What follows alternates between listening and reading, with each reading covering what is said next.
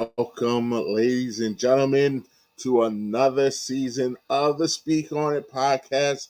We are here live. Season 2 is off and running. I, of course, am your host, Big Mike. I am never alone. I've got the fellas with me. We are running a 3-man weave. We've got a lot to talk about since the last time we've seen you. So let's get right into it. Live from his new station, part 1. Podcast Poppy, the mad producer. How you doing, big fella? Yeah, I'm not in that shitty fucking hot ass closet anymore, so we don't got to worry about me fucking wiping sweat off my forehead anymore. So there's that temporary studio until I get to the actual attic. But yeah, we're having a good time, and we're home, ladies and gentlemen. We're home. Which, if you know the backstory to that, is the best news you'll hear all night. But we are not alone. I said we are running a 3-man weave tonight, all the way from parts unknown. We've got Anthony in the building. Let's keep it that way. Sir. Doing good, man. Doing good. Striving every day. Still got same old foods in the back. Yes. Half of them shits is probably expired. Yes, I am a dirty Negro, but I'll check on them shits. I will check on all of them. I promise you. I promise you. But same old Quaker Oats container on the third shelf. Hold on. Wait. Baby Ray's on the top shelf. Guys, gotta get this shit, man. What are you, a basic bitch? Pumpkin spice? It's like Ugg boots and leggings and a North Face jacket. I'm going to devour this at the end of this episode. And then you're going to take a picture, put it on Instagram with your leg up. Favorite time of year, pumpkin spice. Pumpkin spice is here. I had specific love interests back in the past, all right? That's what got me into this pumpkin spice, okay? That's all I'm going to say. But it's still there, though. White girls. I see it. Right. It never left. Let's continue. Yes. Follow us on the socials. There's so many to name, but you see them on here. Spotify, YouTube. We're live on YouTube and Twitch tonight. I think we're on my Facebook right now. Google Podcasts, Apple Podcasts, Twitter, Instagram, iHeartRadio, Amazon Music, wherever you get your podcasts. We're there. We're in the building. We are getting right into it tonight. If you're watching us live, feel free to drop a comment, and we will get to it. We are going to get to it. What's up, Courtney? Our first comment of the season. Courtney, from my OTTR podcast family, how you doing? And we got a lot to talk about, guys. There has been a lot going on since we've been on our hiatus.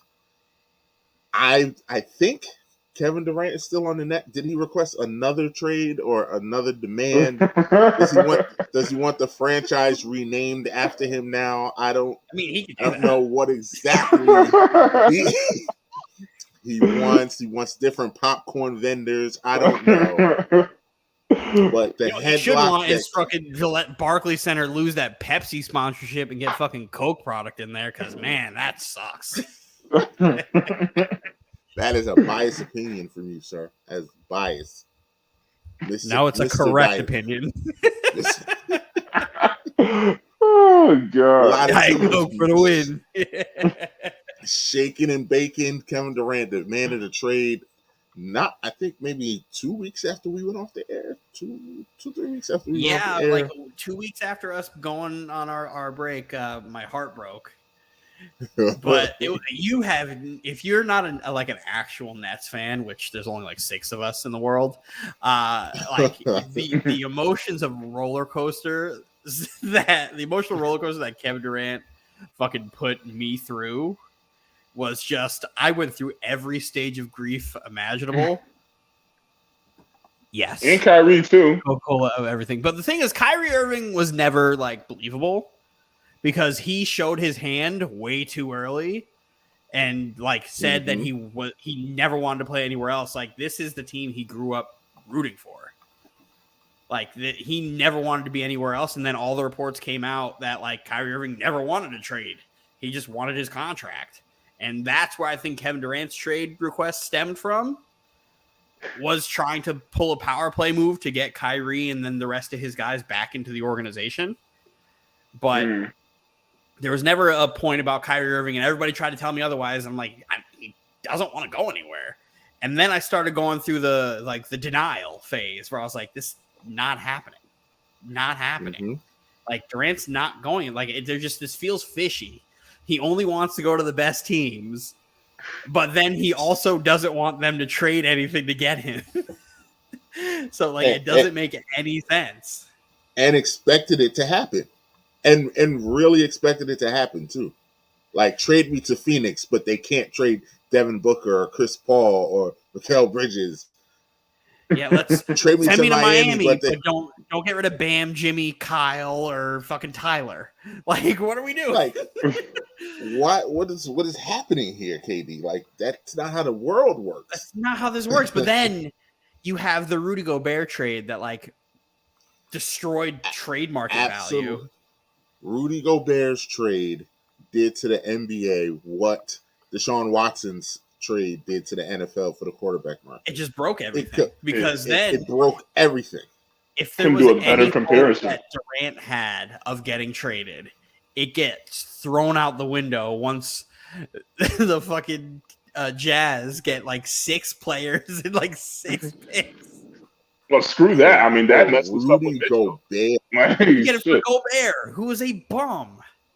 He's good defensively, but it's just like he's good defensively in the regular season. Like, he is. Guess it's still worth $205 million. I guess 205, and then they got a whole like second unit of players on top of every draft pick that team had. Minnesota absolutely just spoiled. And if you think Rudy Gobert is worth that, what do you think Kevin Durant is worth? Exactly. Once that happened, it's like, well, what exactly are you getting? Like, Anthony thought I was crazy when I was like, yo, if they're going to do a trade, you get these 2 starting players and then like 6 draft picks. And he was like, no, that's not true. I was like, no, that's kind of what you got to get for Kevin Durant. And then the Gobert trade happens. He goes, yeah, you're not crazy anymore for saying that.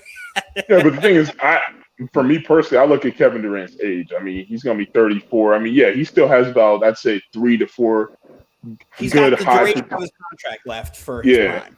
But he has a little bit of an injury history building up too on top of that. Yeah. So it's like, I'm not going to throw that kind of haul at KD like that. I'll still give out a haul, but it's not going to be no 5 first rounds, all that type of crazy stuff. Like, yeah, so it's like, and then I went through the like fuck KD phase for a little bit.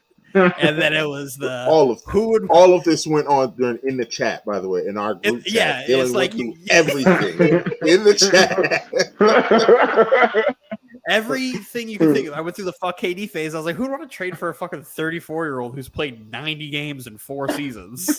Like, yeah, he's one of the 3 best players in the world, but like never plays. Exactly. I was like, well, fuck it. And then it turned back into we love Kevin Durant. I'm like, yeah, he's not going anywhere. You have 4 years left on a contract. You literally aren't going anywhere. See you in training camp. What was Kyrie's contract again? Kyrie's playing on his player option. His player option. Okay. Kyrie is not going to be a Net, in my opinion, by this time next year. I don't know where he's going to play. A lot of money on that. It depends on the season he has. I would put a lot of money on that. It depends on the year he has. Here's what I'm telling you is going to happen. And you can mark my words right now. Kyrie Irving's going to play 55 plus games this year. He's going to average 24 points on probably close to 50% shooting. He's going to shoot 40+% from 3. And he's going to shoot 90 from free throws. He's going to have a damn near close to another 50, 40, 90 like he did 2 years ago. And then once the organization can see that he will play these games, he's going to get the contract that he wants. Because guess what? Kevin Durant's not going to let him go anywhere. And in that meeting that happened with Nash, Mark, Tsai, and Carol Wu Tsai, who's Joe Tsai's wife, who is the most underappreciated person in that Nets organization, because I feel like she was the one that pulled everything back together. I feel like, and they also got the boardroom logo on the fucking Nets breaking newsletter on that too. Definitely part of the deal. I feel like they're like, hey, let us run through this season our way, and if it doesn't work out, we'll do what you say. There's also a part of me that thinks Steve Nash is getting fired by game 33. If the Nets start out slow, I could see Steve Nash getting fired. Like, I think if the Nets are if the Nets win Christmas. 30-something games and you could visibly see that they are winning in spite of coaching, he's out. I agree. That's how I see it. Because there's too much talent on that team now. There's a lot of talent on that team that people are like ignoring. There's also a lot of talent, like half the teams in the East as well. But here's the thing: this team right now is deep, right? They were, even when Durant requested that trade, the Nets were signing and trading for players that fit this team really, really well. Like going 30 minutes before the trade happened, they go and get Royce O'Neal. Where it's like, okay, very underrated pickup. Very underrated pickup for a good 3-and-D guy. He's 6'4". He's bigger than any of the guys. He's a little bit bigger than Bruce Brown, who was last year. Shoots better 3-ball than Bruce Brown does. Miss Bruce Brown. He's not on the team. He's in Denver. Good luck, Bruce. Heart and soul of this Nets team in the last 2 years. But it makes more sense. You go and you get TJ Warren on this crazy low deal for a guy to average maybe 15 off the bench, who the last 3 seasons he played was averaging 17, 18, 19. And then he had a couple foot injuries. Sucks. But like, a couple foot injuries, AKA Jimmy Butler took his soul. Well, he also was like Bubble Jordan, where he was scoring like 50 points a night in the bubble. God. Yeah, so and there's still a couple roster spots left available. There's still a couple roster spots available. I think they should, like, the fact that DeMarcus Cousins and or Dwight Howard is not on this team right now is upsetting. It's very upsetting. As much as I love Nick Claxton, he can fucking go. I've been saying this is last year. Nick Claxton could go. Like, why don't I have Miles Turner on my team? Like, what's happening here? Why Miles Turner is not on your team yet? I don't know. Like, I love Joe Harris, but I've been saying this too. You could trade Joe Harris and Nick Claxton and give me Miles Turner. I still have Seth Curry. Like, I'll take a Curry. I mean, I hear you, but having Joe Harris and Seth on the floor, I know. I know. With Ben running around, that's nasty. Apparently, Ben Simmons can shoot. I don't believe it, but we'll see. Didn't he say he has like a ferocious jumper in practice or something like that? He said he's a deadly shooter.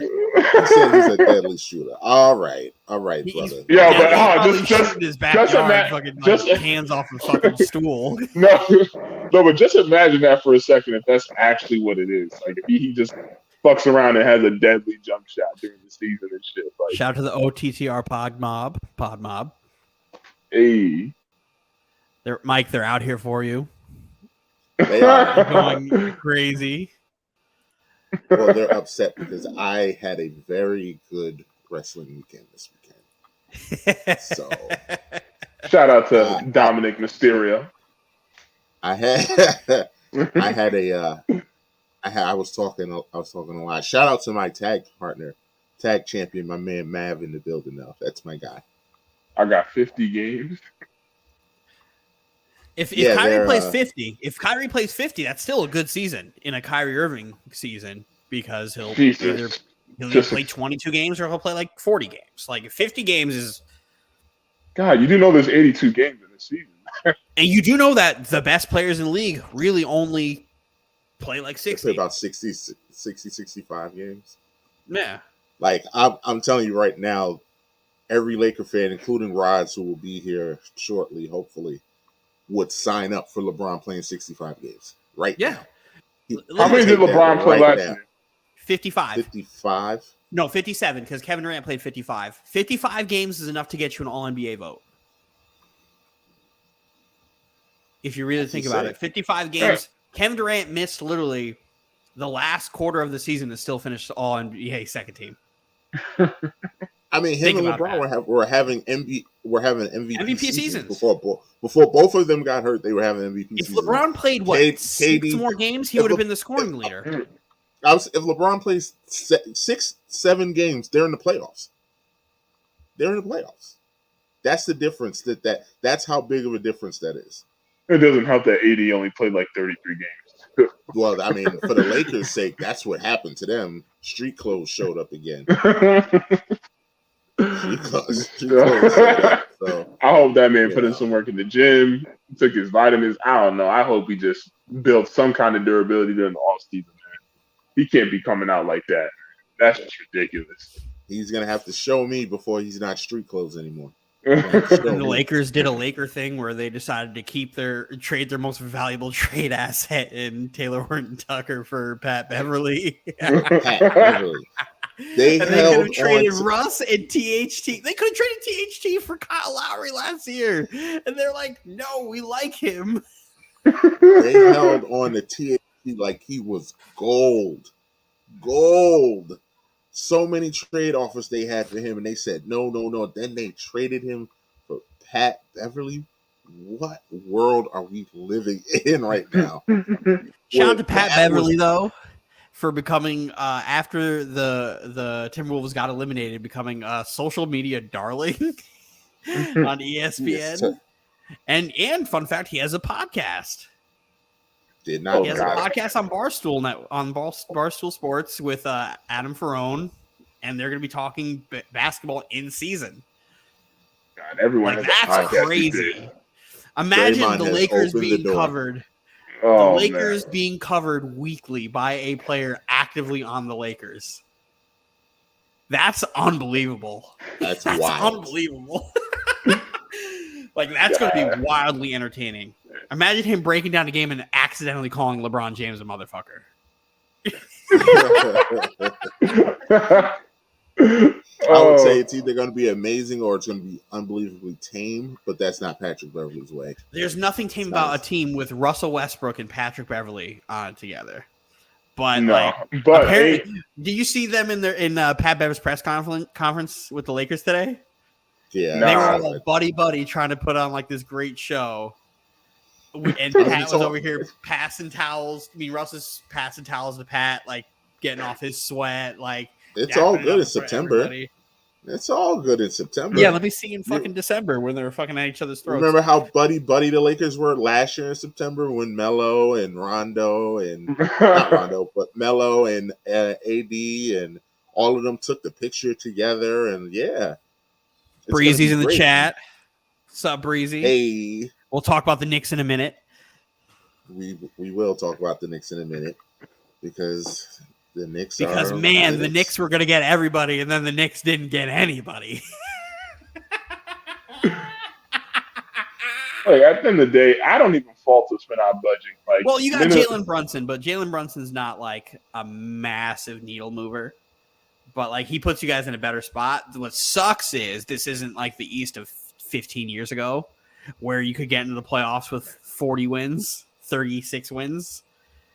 There's 11 teams who could win 48 games in a season. That's what's crazy. There's 11 teams that could legitimately win 48 games. So where would you firmly place the New York Knicks this year? In no particular order, these are all the teams that I think are better than the Knicks.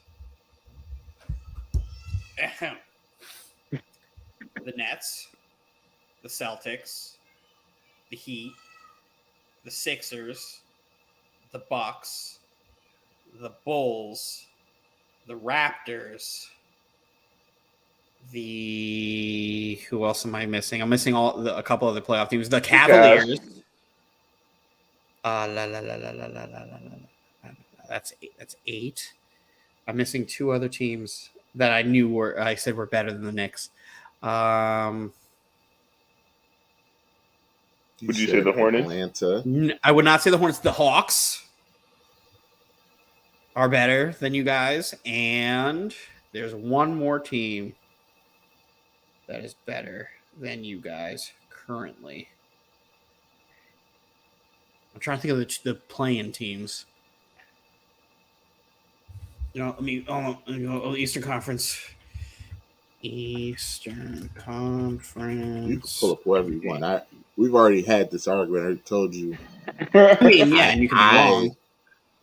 I strongly do not believe that the Raptors are better than the Knicks. I do. I think that team is much better than you guys. No, that's it. Okay, so much better. Okay, so we still okay. So you guys are the qualify 10th team. You guys are the 10th team. You go. Okay, I will not shit on you that much. I think you guys are the 10th best team in the East. Still good for a play-in spot. That's a play-in. That's not a playoff. If you lose in the play-in, you're a lottery team. That's literally how it goes. If you lose in the play-in, you're a lottery team. I will say you're better than the Wizards. You're better than the Pacers. You're better than the Pistons. You're better than the Hornets. And you're better than the Magic. But that's not saying much. The Raptors, the thing is, the Knicks are the in-between team. They're that team that's in NBA purgatory where you're not bad enough to get a good draft pick, but you're not good enough to make the playoffs without being in the play-in. But what happens if they win in the play-in, Dylan? Then they're a playoff team. Then they're a playoff team. Oh. But we're playing with ifs. And all I can go off of are all the teams that I named ahead of you are playoff teams. And like I said, I'm firmly believing that the Knicks are better than Toronto. And there's But I don't understand that. Firm chance that the Knicks would have to play Toronto. And I really believe that the Knicks are better than Toronto. Like, the Knicks are a deeper team than them. Are they? They are. Are they actually? They are. That Toronto team was deep. And they were fighting Philly. And they made a run at Philly. They're a bad matchup for Philly. But they're a bad matchup for the Knicks, too.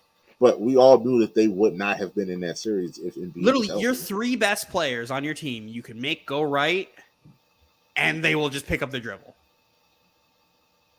But said three best teams, three best players, I don't know. Your best player is not better than their best player, and your second best player is not better than their second best player. Julius Randle is every player on that team. Stop it. He's better than every player on that team. Oh, God. He's better than every player on that team. You both know Julius Randle stinks. Julius Randle is better than every player on that team. He's not. Julius Randle's not better than Pascal Siakam. Yes. And I hate Pascal Siakam, by the way. He's better than Siakam. He's not better than Siakam.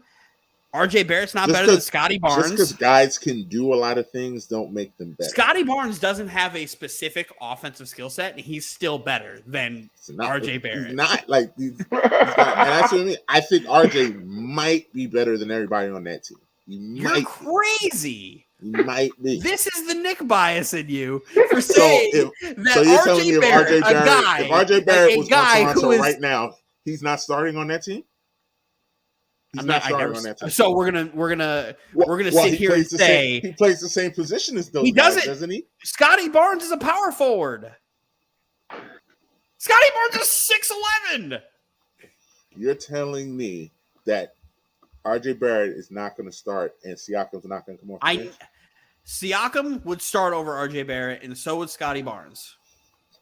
They both would start over RJ Barrett. And Scotty Barnes is not starting over Julius Randle. There's no world where that happens. I never said he was starting over Julius Randle. There's no world where that happens. Never said that. Those words never came out of my mouth. I thought we were talking about RJ Barrett. You said that. We weren't talking about Julius Randle. Not the best. Pascal Siakam is better than Randle is better than everybody on that team. He is not. How is that possible? Not. Based off of what? Getting paid $50 million to average, 18 points a game last year? Man, that boy good, huh? That boy went from... He averaged higher than 18. He averaged more than 18. Sorry, James. I'm a little bit busy fucking arguing with fools. You're wrong. I think we're better than the Raptors. Everybody's wrong. You're better than OG. Everybody's wrong than Dylan. I do not think we're... RJ is better than OG. I do not think we're better than the Hawks right now. I will say we can, but I do think we can. I do think we can compete with the Bulls. I don't think if they don't have Lonzo, then yes. Which it looks like they're not. You heard about his step Which back? Bulls we're talking about. I Yeah, did, but I also think Alex Caruso would put Jalen Brunson in a blender all right. No. I like in love his Caruso, pocket. but In come his on. pocket. Brunson. No, he's We're not better than Dan trolling. Brunson, man. Trolling. Come on, man. We're Because when I think trolling. about the Bulls, like when you were saying the Bulls, I was like, are the Bulls really better than us? Like, are they really, really better than us? Like in a I mean, their 7-game two best series. I players are better think than your if two best players. Lonzo is healthy and playing, I think the Bulls are better than the Knicks. I think the Bulls, They're deep when if they have completely Lonzo. healthy, are a top 4 team in the East. So I'm high on Chicago. The East No, is still going to be top still four. a top 10? I mean, still a top I'd say 4? they're 6. I think I'd say so. they're top 6. I wouldn't put them 4. Nah, I would put them top 6. I don't know about top Maybe 4. 5. Maybe 5. Cleveland might be better than them now. Because if we're gonna go in order, I think Cleveland's better than them. if we're gonna go in order, I still think Milwaukee's you could put the the team Bucks to beat. number 1. You could put I Philly put the Bucks. number 2. You put No, I put Boston 2 number or 3. 2. Boston's better than I was Philly, just saying man. 2 or 3. Who cares? Oh, okay. Like, it's just who cares? They're both great. And then your 4 is going to be what? Brooklyn. Brooklyn. Wait, so you think Philly's better than Brooklyn? Embiid. Embiid possesses a massive mismatch, and I like how Philly's almost for every single team, Every team, especially us because we don't have a center. Wait, but what about Cleveland though? Cleveland is very. Cleveland's good. They're just really young, and I Cleveland's put Cleveland very at 5. dangerous. Cleveland's a very interesting team. Cleveland's very interesting because of their youth. But the idea of having Garland and Donovan Mitchell, who are both like 6'3", playing defense is kind of tough to see. But when you have guys like Jared Allen and Evan Mobley behind you, Yeah, it can make up. you have like 4 legitimate all-stars on that team. Cleveland's so be, I don't know what so Cleveland James, is. I don't though. think there's a world where this doesn't happen. Right? I'm not going to be sit here and say delusional. My opinion is based off of if every team never gets injured of all time ever, and all the teams playing right now, that's just what I think. But like, yeah, there's absolutely going to be an injury. There's probably going to be 3 injuries on my team alone. Like we all know how this goes. Do you have to brace yourself every year for that KD injury? Like, You know, at first, year 2 in his contract, I was nervous every single fucking game. Every single game. And then the James Harden trade happened. I was like, okay, I still haven't gotten it. And then it happened. And I was like, fuck! And then when it happened this year, my heart sank. You guys remember I was on fucking. oh yeah, couldn't tell Dylan shit. Because Kevin Durant, before he got hurt, was carrying that trash Nets team with James Harden, who quit on that team, and a bunch of guys who were playing like dog shit, to the number 1 seed in the East. And then he went out, and they just shit the bed. He was the MVP. There was no if he wasn't the MVP, he was 1 or 2 in your MVP race, and there was no argument. So I was like, yeah. And then when it happened this year, I was like, fuck. And it's right in the middle of one of his best seasons in his career. A best individual Kevin Durant season, not on like the Warriors. So that sucks. But then it's also like the inevitabilities that happen with injuries. Like I hated that I called the inevitability of the Joel Embiid injury in the playoffs. Hated that I had to call that. But that was that's an easy. You definitely jinxed him. I didn't want it to happen, but like that's an easy call to make. That's an easy call. When he was healthy the whole season. Yeah, he always gets injured in the playoff season. But he also gets injured in the regular season. That leads into the playoffs. And it's just the inevitability, the inevitable Chris Paul injury that happens in the playoffs, and then the inevitable Chris Paul choke that happens in the playoffs. We got both of those. But that Devin Booker being out didn't help out either. Like, I mean, they beat the Pelicans. It was fine. Devin Booker was playing that game. They were getting waxed by Luka. Yeah, that game 7 is still crazy to this day because it was just like that whole series was wacky with the home team just blowing every single game out the door. Then it's like, okay, game 6, the Phoenix gets blown out. All right, game 7, Phoenix is back at home. They're just gonna finish off the trend. Then fucking the road team decides to wake up and just I don't know what happened. Then Dallas decided they couldn't miss. anything. Yeah. At all. Luka had like 35 and like I think that by the second half or something like that. Like there was a point He where I think he almost Luka had outscored more them. points in by he himself at outscored halftime than teams. the Yeah. whole Suns team did. Yeah, the whole Suns team. It was just ridiculous, man. But Like, then, okay, so let's get we'll to the never see Cavs that now. again. The Cavs. Well, you know what? Let's go to the Hawks first because the Hawks trade happened first. The Hawks ended up trading getting DeJounte Murray on that team, which I think is unbelievable for them because then they get Trae Young into this Steph Curry role. I thought that was the most underrated move. Well, I thought so until Donovan Mitchell happened, but that trade was so massive and nobody was really talking about. Like, I don't think people quite understand. The problem is it happened in the Durant requested his trade. Mm-hmm. That's what ruined like the offseason. It's not even ruined, but like it got taken over by Durant demanding a trade. Mm-hmm. So it's like you don't really get to sit in and like take in that Hawks trade because like that's so good for them to get somebody who can play great defense at 6'4". He's a very good defender. And he's a smart player coming from the Spurs. And then you actually get to see his personality in the pro-ams that have been happening this summer. He's got dog in him. He's got a lot of dog in him. Like I always knew he was good, but I didn't know that he had that in him. But that Hawks team is going to be a problem. That Hawks team is going to be. And if they get you guys remember, I was upset. Off ball. I was like, why are you guys going after Jalen Brunson? Why aren't you trading for DeJounte Murray? You could give them a better trade than the Hawks can. But apparently upset about that. Worldwide West doesn't want to trade these fucking people. I mean, again, we were very high on Brunson, you know? That's what we wanted. You can be high on Brunson, but you can acknowledge who's the better player. And Murray is the better player. And Murray is absolutely the better player. Yeah, no, I'm not disagreeing. But and Murray would have been so much better for Tibbs. He would have fit that system so well. And he would have, not a knock on Jalen Brunson because I think Jalen Brunson's awesome, but he would have made RJ Barrett look way better than he is too. Mm-hmm. I think that would have been unbelievable because he would have put RJ Barrett in a spot to really, really play out of this world. Not saying Jalen Brunson can't do it, but the way Murray can create baskets in transition is like from playing defense is going to be great, especially with Trae Young. That's wild. That's my favorite. I think Atlanta that's is my favorite be treat of the a offseason. handful. Atlanta's going to be a handful. And they can still have Collins and Capella and all those guys, but man. And I like that trade better than the Donovan Mitchell trade, just because I know DeJounte Murray is going to play defense. If Donovan Mitchell actually sits in his chair and plays defense, he's great.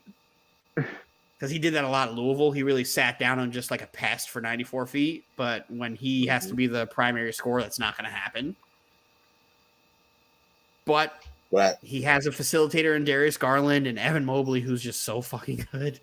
That's what I mean. Like, I think that you're going to get that Donovan Mitchell back because he's not going to have to do as much. Like in Utah, he had if they could get a Donovan Mitchell who could score 21 points a game and just play a little defense here or there, and then occasionally erupt for 50. Like in the playoffs, like they were playing last year. They were a playoff team before Jared Allen. Before Jared Allen got hurt, they were cruising. Yeah, and they were going to be a problem. Then he got hurt and they fell. I think they still would have lost in the first round. They would have lost, but they would have been a team that nobody wanted to play. Yep. Yeah, nobody would have wanted to play them. Nobody would have wanted to play them because that would have been they would have been annoying to play. Imagine Philly playing against Cleveland, where Jared Allen has proved that he could play defense on these guys because he put on a little muscle, and then you have Evan Mobley on the help side. Make sure shit's just disrupting because he could sag off of Toby. The way last year when he just sag off Tobias Harris. And the best thing about this is it gives Cleveland a closer. They have somebody. Their second unit is fucking good too. Like, Ricky Rubio's coming back from injury. Kevin Love is still there. Yeah, Kevin Love, he still got it. Hall of Famer Kevin Love. Hall of Famer Kevin Love.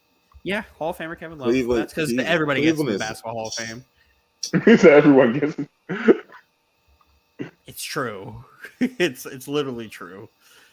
Cleveland Mike, is it's going not. to be a problem. I mean, it's the easiest one to get into. It's the easiest Hall of Fame to get into. It's You just kind of it's just got to the show easiest up. You kind of just gotta show up for a few seasons. one. Show up, score 10,000 points. You're in. Pretty much. Well, I like Mike knows this. I'm a massive McGrady guy. McGrady probably shouldn't be in the Hall of Fame. Probably. Probably shouldn't be, but like he was so fucking good, they had to put him in. But like he didn't have the consistency to do it, like the longevity to do it. I'm sorry, I can't say. Yeah, but that wasn't his consistency. fault. He got hit with the injury bug. I mean. Yeah, but again, But that's a part of it. He had like 6 healthy seasons in his career, and he put a Hall of Fame in the Hall of Famer. He did a whole lot in those 6 healthy I seasons. know, not a but Hall like, of Famer. tough one to put him in Nah. for me, man. The same thing with Not Grant Hall of Hill. Famer. It's very hard for me to say Grant Hill's a Hall of Famer. It's hard to put Grant Hill in the Hall of Fame, But if you because put it's the McGrady in, you gotta put Basketball Grant Hill Hall of in. Fame. But when you say it's the Basketball Hall of Fame and you put Grant Hill's college career into it, then he's a Hall of Fame. It's enough to push him in my book. Is fucking Christian Laettner in the Hall of Fame? His That's what you're NBA gonna career do? was his NBA career wasn't enough. Basketball Hall of Fame, Michael. Grant Hill's Is college Blake Griffin a Hall of and Famer? pro. No. Yes, he is. Well, you know Wanna know what? why Actually, he is? you know He was like a what? He's getting 3-time, close. SEC Player of the Year, fucking like all conference, all Blake might get country. Blake's a Hall of Famer. Blake might get in. Numbers actually. alone, you don't got to win shit. And all his first team NBAs or his all NBA selections, he's He in. might get in. He wouldn't get in for me, but he might get in. If Kevin Love's in, Blake's in, Kevin Love is a Hall of Famer, though. and so is Blake, My man's numbers are gaudy. and so is Blake's. Blake, remember, Blake one time in his career was top 3 in the MVP voting. He had a couple really good years. I forgot. I think it was 2014, 2015. He was like about to win MVP. But yeah, a lot has happened in the NBA, and I Yeah. can't wait. And yet, Steve Nash is still the fucking coach of the Nets. What are we doing? What are we doing? Pissing Kevin Durant off. That's what we're doing. Said, That's love what not a Hall of Fame. I would just like to point is out coming- when all this started and the summer league was popping off, they asked Cam Thomas, second-year player for the Nets, about what Steve Nash had to say to him, and he hit this reporter with the hardest eye roll of all time. They said something about Steve Nash wanting you to be a facilitator in the offense, and he just goes. And I was like, okay, yeah, Nash gotta go.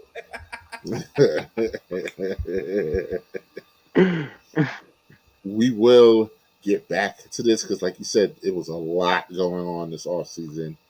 But we're going to have an NBA show coming up. So It's we've got becoming time. the best part of the year where fall is right around the corner, and that means all the good shit's happening.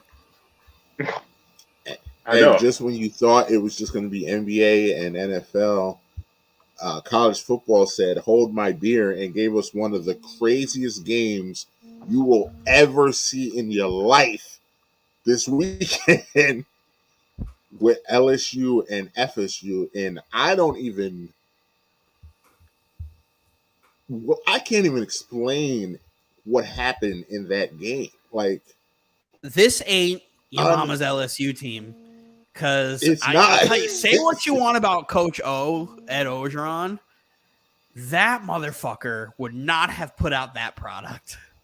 LSU's quarterback sucks. That returner who muffed that punt at the end of the fucking game is cut. Say what you want about Ed Orgeron after winning that national title, and your whole coaching staff gets poached, and all of your teammates gets and drafted everybody in the NFL. leaves, and you basically have to start from zero. That team, Brian Kelly stinks. Brian Kelly sucked at Notre Dame, and he did because guess what? Notre Dame, despite what their record looks like, Notre Dame sucks. Notre Dame's not that great at football. They're living off that national championship appearance from what fucking Manti Te'o and them got ran off the fucking field. They got ran off the field. And a bunch of national titles for 100 years ago. Like, what are we doing here? The Lou Holtz era. Yeah, Lou Holtz coaching Notre Dame Fighting Irish. No, like they yeah. LSU stinks. LSU was once a powerhouse. Now it's bullshit. Sad to see what Lou Holtz has become, but yeah. Also, fuck college football for fuck Ohio State. First of all, because in case y'all didn't know, I started gambling again because it's football season. yes, Dylan. Are we going to talk about how confident you were? I was so confident. I tried to be a good friend. I told you not to. Here's the thing. Ohio State still won by 10. They still won by 10. No, they still won by 11. They won by 11. You said it was going to be closer than that. I said they won by 11. Right? I said it'd be a touchdown. And it wasn't a touchdown. It was more than a touchdown. So my bet for this weekend was a parlay that Georgia was going to win by 14-plus points and Ohio State was going to win by 14-plus points. Not only did Georgia cover that shit, Georgia demolished that shit, and they won by like 36. And then Ohio State.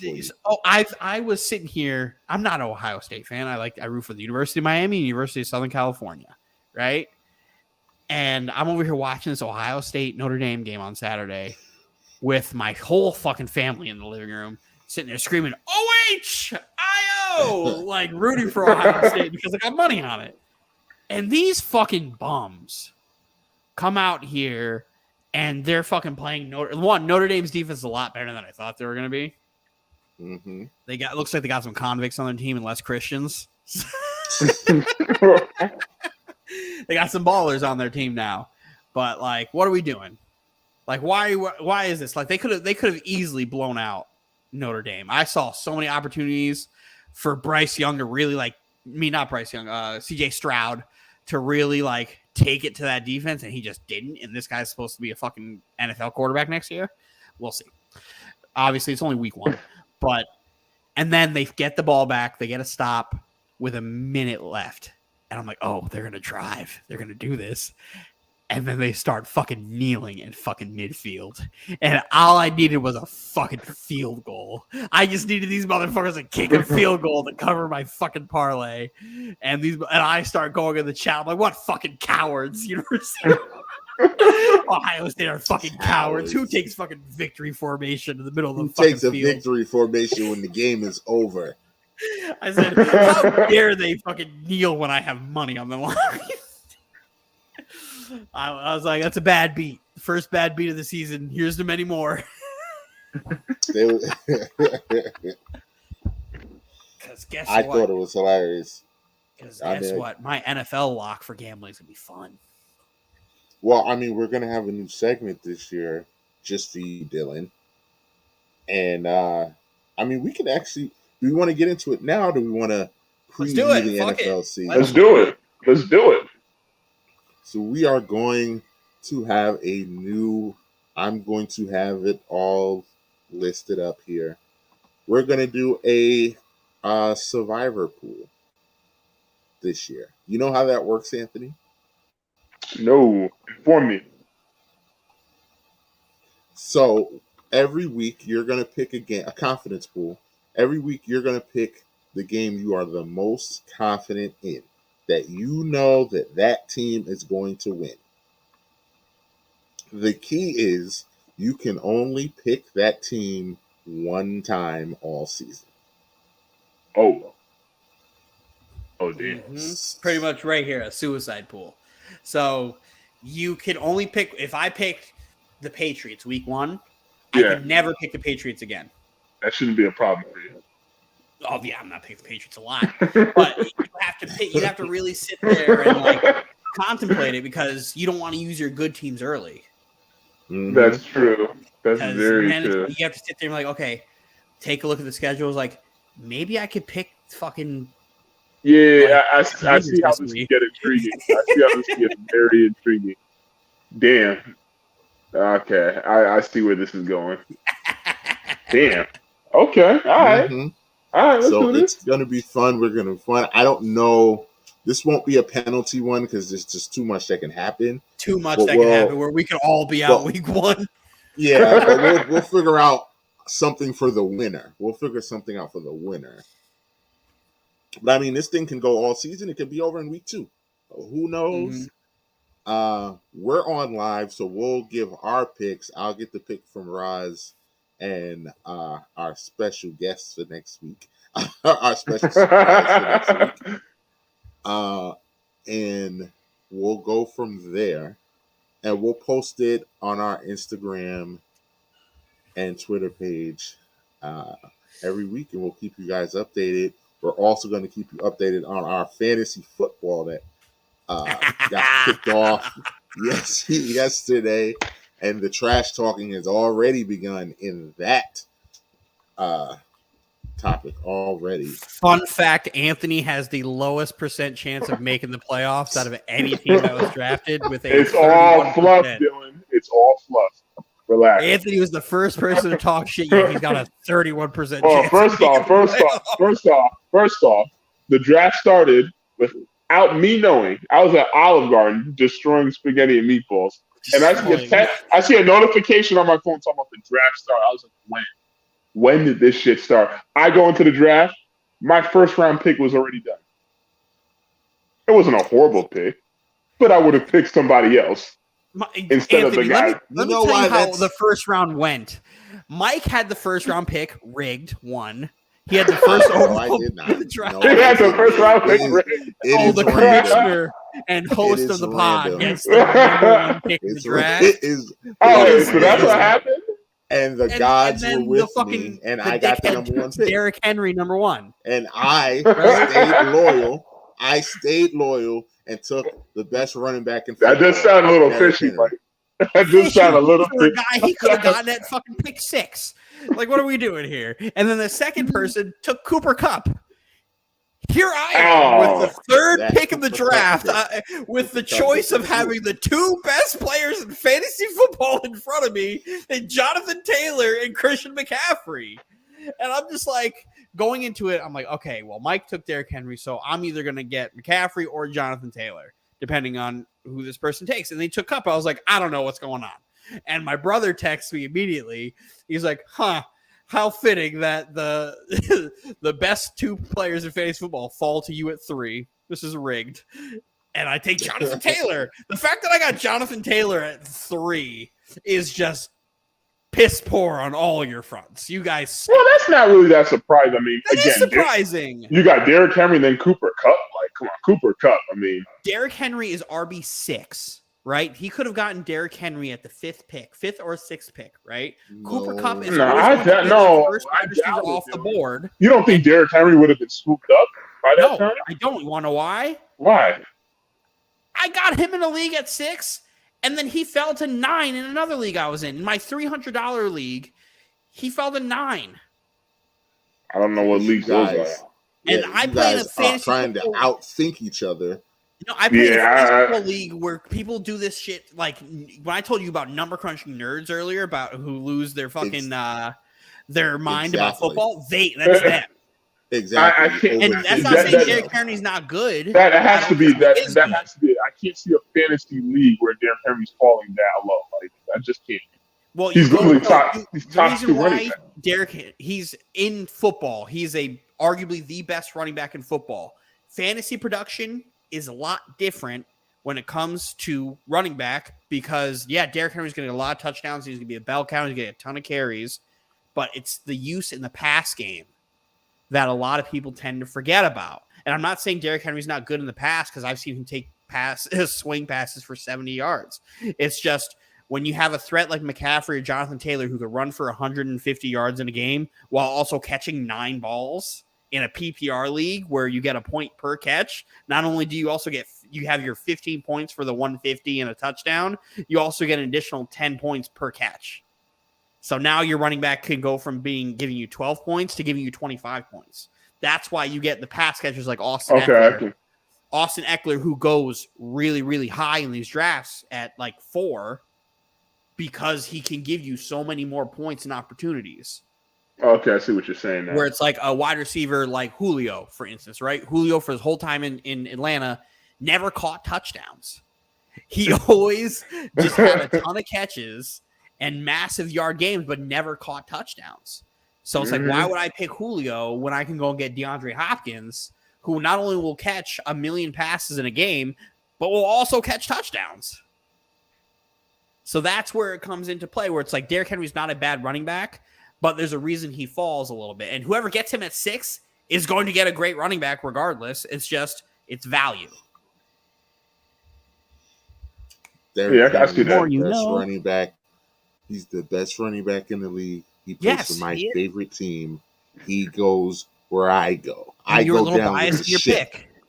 I will go down with the ship. Because guess what? You're going to be real mad if Jonathan Taylor or Christian McCaffrey lead the fucking fantasy football in points. And you're like, well, I took Derrick Henry. If McCaffrey leads the league of points, I'll be upset because, like I said, I've picked him before. And the problem is McCaffrey, when he plays, is the best player in fantasy football, hands down. Like, he's going to catch 1 million passes. He's going to take. When's the last time he played? 2 years. Jesus. Even last year when he played, he was fantastic. I had Derrick Henry in every league I had last year. He was awesome, and then he got hurt. So he was awesome until he wasn't awesome. But that's what you have to deal with the running backs. That's why you stack them. That's why I got 1 million running backs. And my team is kind of dependent on Derrick Henry, but listen. I mean, I'm good to lose a couple players. The problem is, I wanted to pick Aaron. If I was able to get Aaron Jones later, that was such a good pick. The real pick in Green Bay is AJ Dillon. The reason why is goal line. He's going to get you 7 points. If they make a ton of trips to the red zone and you have AJ Dillon, you might as well just play him every week. Because he's going to end up getting a couple touchdowns. It's him and Robert Tonyan for Green Bay because Aaron Rodgers hates his receivers, and he's only got he hates his receivers, but he's got a tight end on his team that he absolutely loves, and I picked him up in round 15. Who picked up Jamar Chase? I don't know. Jamar Chase was gone in the first round. Yeah, he went quick. He was like top 5. He was top 5 pick. Oh, he's top 5. Yeah, which is the correct thing to do. Jamar Chase on the board, you go get Jamar Chase. Same thing Cooper Kupp. Like, I'm not going to fault anybody for taking Cooper Kupp, but it's just like the value thing. It really is. That's why, like with the running backs, I was looking. Quarterbacks, get yourself a mobile quarterback. Yo, freaking Joe Burrow was a pick to like late. I know, and I took him. I know, yeah, you took him. Yeah, I was surprised. I still saw him up there. I was like, damn. Like, I ended up stealing Joe Burrow and Tyler Boyd.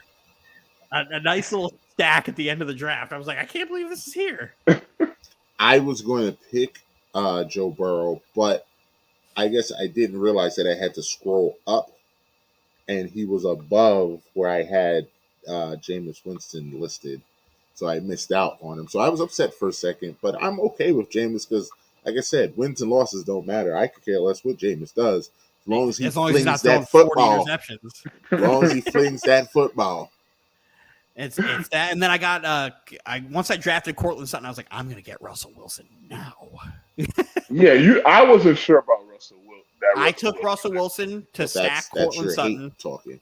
That's your hate talking because you say what you want. Jerry Jeudy may be the better receiver out of Courtland Sutton, but Russell Wilson likes to go deep more than every other quarterback, and the best deep threat on that team is Courtland Sutton. So that makes a lot of sense. He's going to get his throws, though. He's going to get his throws, but if you're looking for touchdowns, it's going to be Sutton. It's going to be real. That Denver team is going to be very interesting. I don't. I'm very interested to see how they play. Works. Yeah, I know that offense is going to work well. They have a good offensive line. They have good wide receivers, good running backs. I don't know what they're doing at tight end, but Russell Wilson, if he's the Russell Wilson I think he is, will figure it out. I'm not saying he's going to be great, but if he's really good, then that Denver team, the Denver last year only needed a quarterback to just play good. Mm-hmm. They just needed a quarterback to play good. They really did. Just that's all they needed. And then say what you want about Russell Wilson. If he is just good, Denver's going to win a lot of games. But the thing is, you also have to consider the fact that everyone else got better, though. But the thing is, everyone else did get division twice. No, but the thing is, if nobody else in the division improved and Denville added Wilson, I would agree with what you're saying, Dylan. But everyone else got really good too. At the end of the day, Anthony, you want to hear this cool stat that I went through the other day? Oh Lord, here we go. Your whole division can lose to each other every time they play, and still have 10 wins.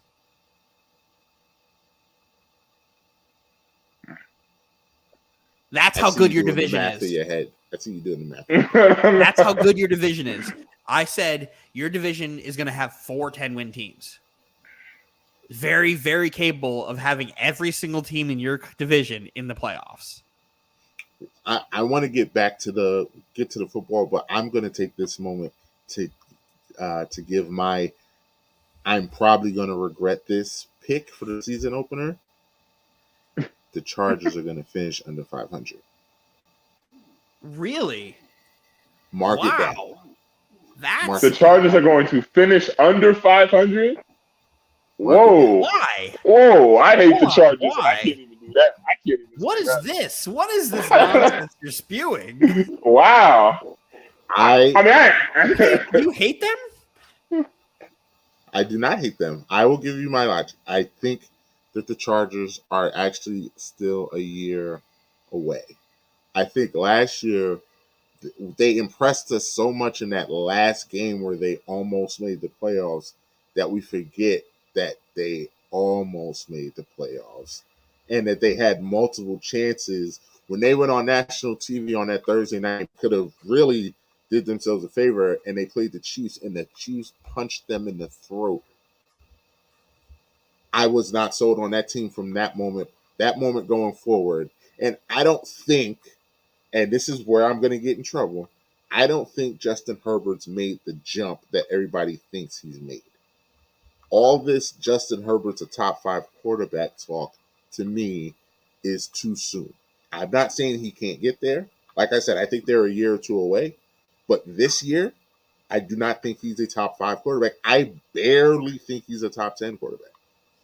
Herbert's definitely not a top 5 quarterback. There are definitely 5. There's definitely like 8 quarterbacks better than Justin Herbert now. Who are the 8 quarterbacks better than Justin Herbert? Patrick Mahomes, Aaron Rodgers, Tom Brady, Josh Allen. This is no particular order. Josh Allen's better than Justin Herbert?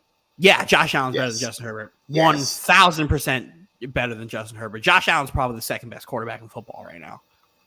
Might be depending on how you look at Brady. Might be. Joe Burrow right now is better than. I would give it to Burrow. Yeah. Burrow's better. I said this last year. You guys said I was crazy. I said this is the playoffs. I said I think.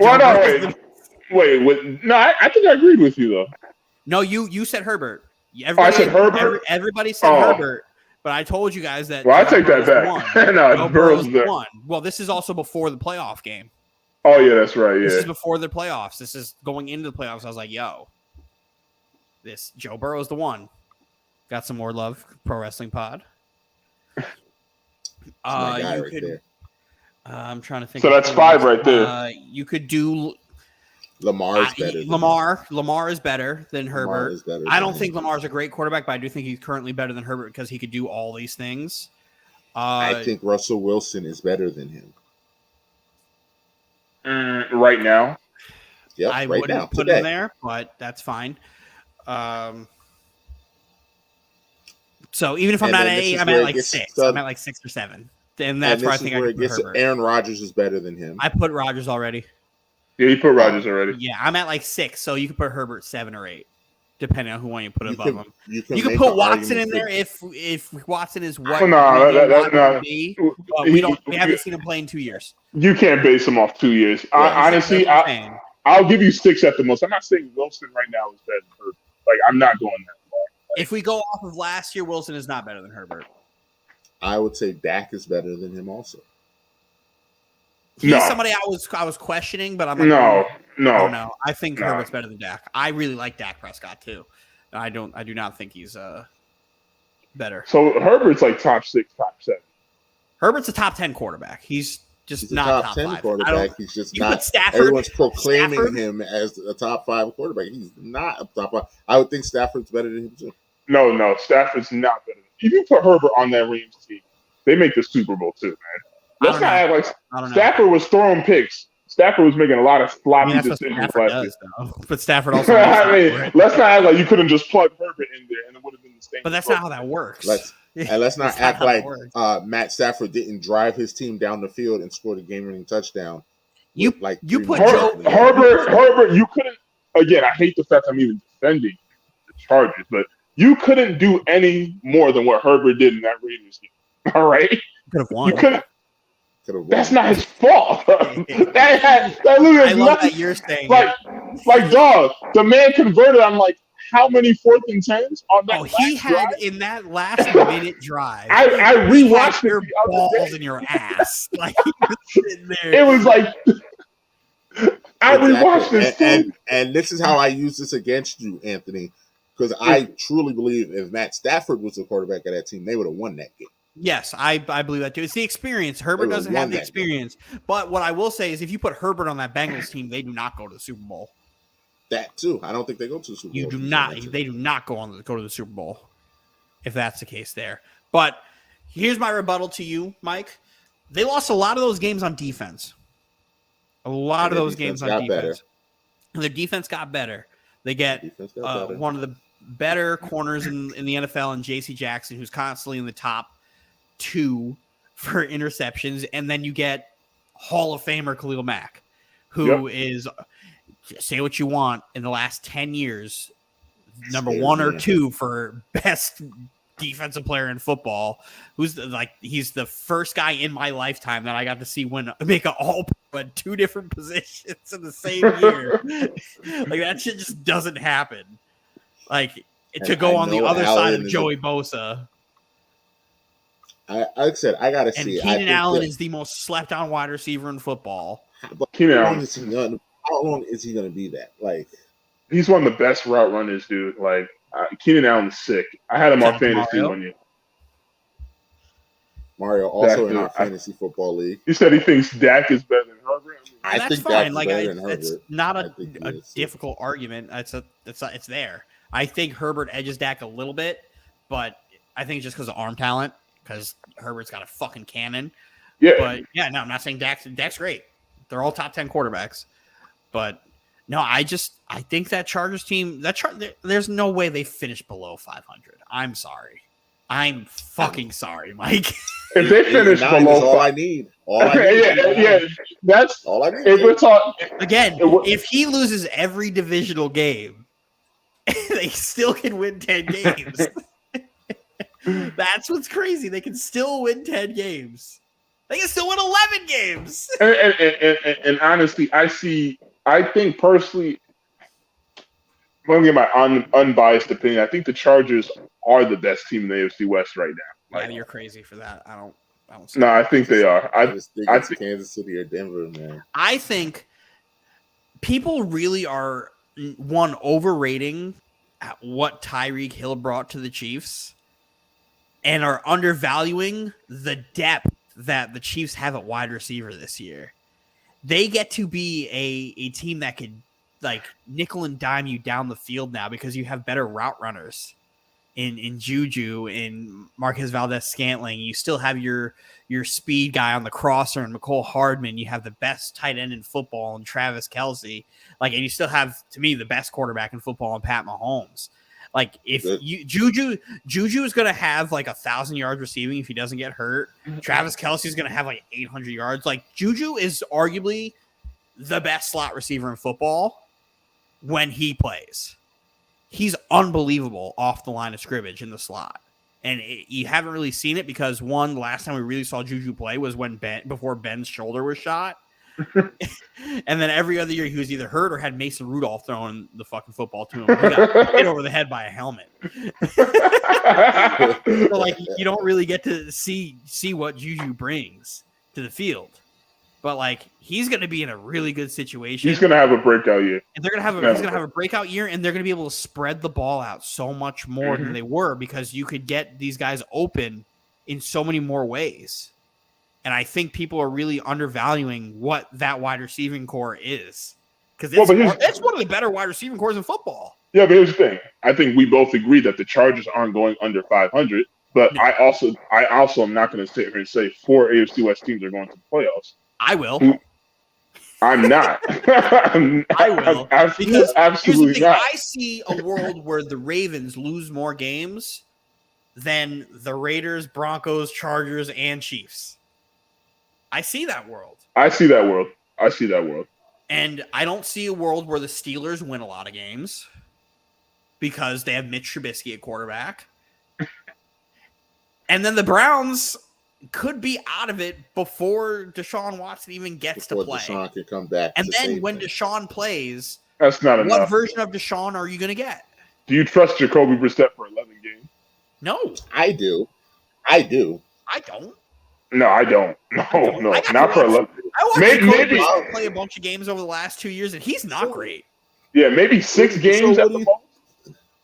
And then the Browns go 0-11, like they're gonna. No, I'm not saying they're gonna go over 0-11. On 11 games, they could literally go 3-8. That's tough. I mean, they have a tough schedule. They have a tough schedule, and their wide receiver room stinks. Outside of Amari Cooper, their best wide receiver is Donovan Peoples-Jones. But they have a top 5 running back. Yeah, really Nick Chubb, man. They have a lot, but here's the thing: if your quarterback can't throw the ball, all the running is going to do is kill clock and give you long drives if you don't put the ball in the full, if you can't score. But I feel like the action. I think Cleveland is going to be. I think if Cleveland could at least go 5-6, and if Watson is still the player he is, I think they'll be in good shape. I think he can go 5-6.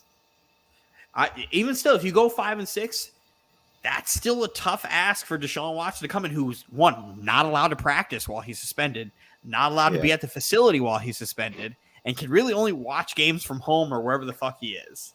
Like, he can't do anything with the team. So now you're getting a guy who's out of football shape. Maybe he's working out and stuff, but like, he hasn't been on the field since preseason. They stopped allowing him to practice during the preseason. And he's just got to read the playbook over and over again and hope Amari Cooper's not hurt. And hope Amari Cooper's not hurt, or hope Amari Cooper doesn't do the thing he does where he disappears for half the games. He doesn't disappear. Literally, every time I had Amari Cooper on fantasy a ton over his tenure in Dallas, and this motherfucker would home games, unbelievable. Away games, never to be seen again. And it was a theme. But and the Browns do have a good defense, but their weakness of their defense is the run.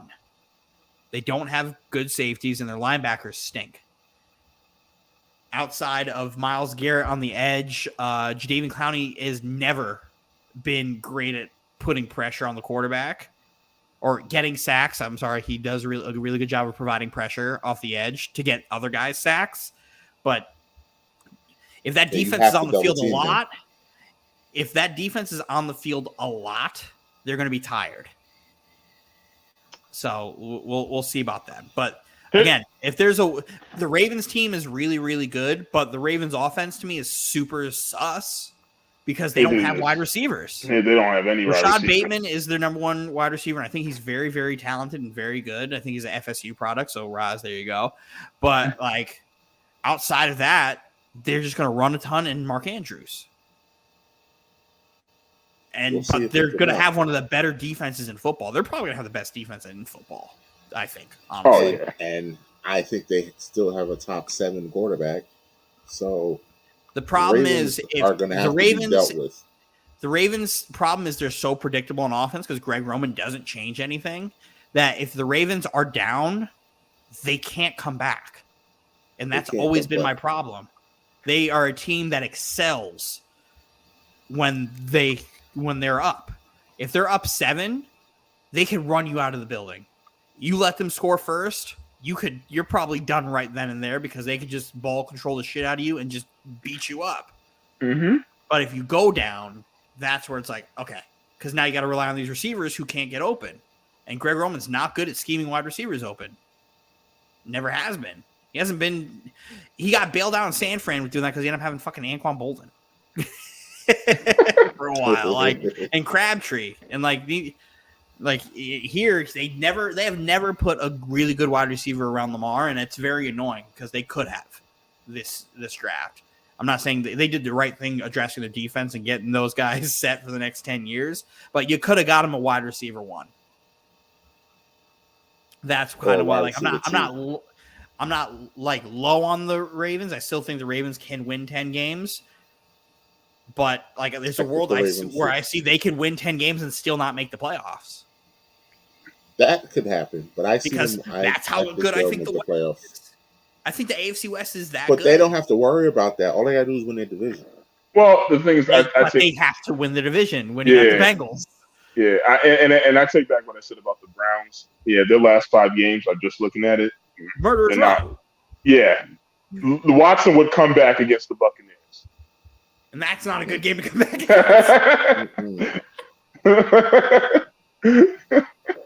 Well, that's not. They have to go to Cincinnati. They'll be playing the Saints. Baltimore, yeah. Those are tough games because the Saints I have the Saints winning the NFC South. Ooh. I can see that. You want to use that as your don't hold me to this prediction, or don't hold me to this, but the Saints are winning the NFC South. But here's the thing: the Saints are a double-edged sword with me, where I think they're either going to win the South or have 6 wins. That's why I said that might be a good choice for the don't hold me to this prediction. Because I almost took the Saints win total under because it was like 7.5. I was like, you almost took the under? Michael Thomas comes back, and he's Michael Thomas, and Chris Olave, he continues to be Olave. My bad. Michael Thomas, Chris Olave, fucking Jarvis Landry, like if Michael Kamara. If Michael Thomas is Michael Thomas, though, they have a lethal offense. Yeah, you're talking Michael Thomas. They don't have a good offense. They have lethal. Michael Thomas was the best receiver in the game when he was playing. Saying. If he's Michael Thomas, slant boy. What? Slant boy. Oh God, man! Stop! All he did was run slants. Stop! Dylan, stop it. Stop! There was never a world where Michael Thomas was better than DeAndre Hopkins, and I will die on that. There was never a world where Michael Thomas was better than fucking DeAndre Hopkins, and I will fight you to the death on that. But that doesn't mean he wasn't a top 3 receiver. He was a top 3 receiver because guess what? Devontae Adams is also one of those guys where I don't think Michael Thomas is better than. What, today or ever? Ever. Michael Thomas with Devontae Adams is the closest thing you have to the footwork of fucking Chad Johnson that's in the NFL right now. The way Devontae Adams off the line of scrimmage creates separation and kills you based on your positioning at the corner, whether you're wide-hipped, staggered, everything he looks at you, he kills you. He just knows how to do it. He's a wizard at wide receiver, the way not a lot of people are. For me, Michael Thomas is never. I think he's the best receiver in football right now. He's currently the best wide receiver in football. They don't call him King Guard Mike for a reason. I don't. Yeah. Well, guess what? They can. They can guard Mike. I watched the Bucks doing the last playoff game he played. They can guard him. They can very much so guard him. I've never seen anybody guard Devontae Adams or fucking DeAndre Hopkins. I watched 3 people on the Bills. 3 of their best players on the Bills try to stop DeAndre Hopkins once, and he lost them all for a touchdown to win the game. So, like the Hail Murray, remember that when it was Micah Hyde, Jordan Poyer, and fucking Levi Wallace, all just got put on a nasty poster. Oh yeah, I remember that. Those are 2 of the best safeties in football, by the way. And Hopkins was like, head top. Don't care. Yeah, so no, fuck. Mike Thomas is great, but he's never been the best or better than those 2. Ever.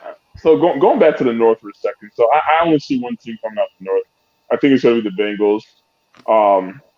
If we're talking the AFC South, here's where I'm saying 4 teams aren't coming out the West. I think the AFC South is soft. No, 2 teams are coming out the South. It's going to be Titans. I don't think so. Yeah, it's going to be the Titans and the Colts. You think the Colts or the Titans? I have the Colts. The Colts are going to win the division. The Titans will be a wild card. That's 2 teams coming out the South right there. Mike, And then I hate to say this, I also have the Colts winning the division. Everybody has just- the Colts winning the division. But I also Titans are have the terrible. Titans winning We're 8 a horrible games. team. I have We're the a Titans horrible winning team. 8 games. We're a horrible team. I'm not saying you Horrible guys are a horrible team. I just said I have the Colts winning I the division. You just hate Tannehill, man. No, this is my hate doesn't. So I do not like Tannehill. That is correct. But I don't think the Titans got better anywhere, and they got worse everywhere. So I you can disagree all you want because you're a Titans fan and you're going to, but I'm going to do to you what I did to Anthony last year, and I'm going to throw truth at you. Okay? So, your wide receiving core, did it get better or did it get worse? when you lose a top 10 receiver, you're going to get worse.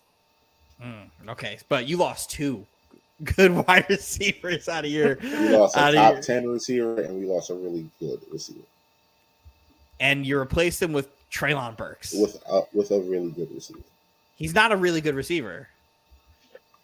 He's a rookie who doesn't understand how to play the wide receiver position. He's too big to be playing like Deebo Samuel. And Is he? that's sad because he's 6'3". Is he?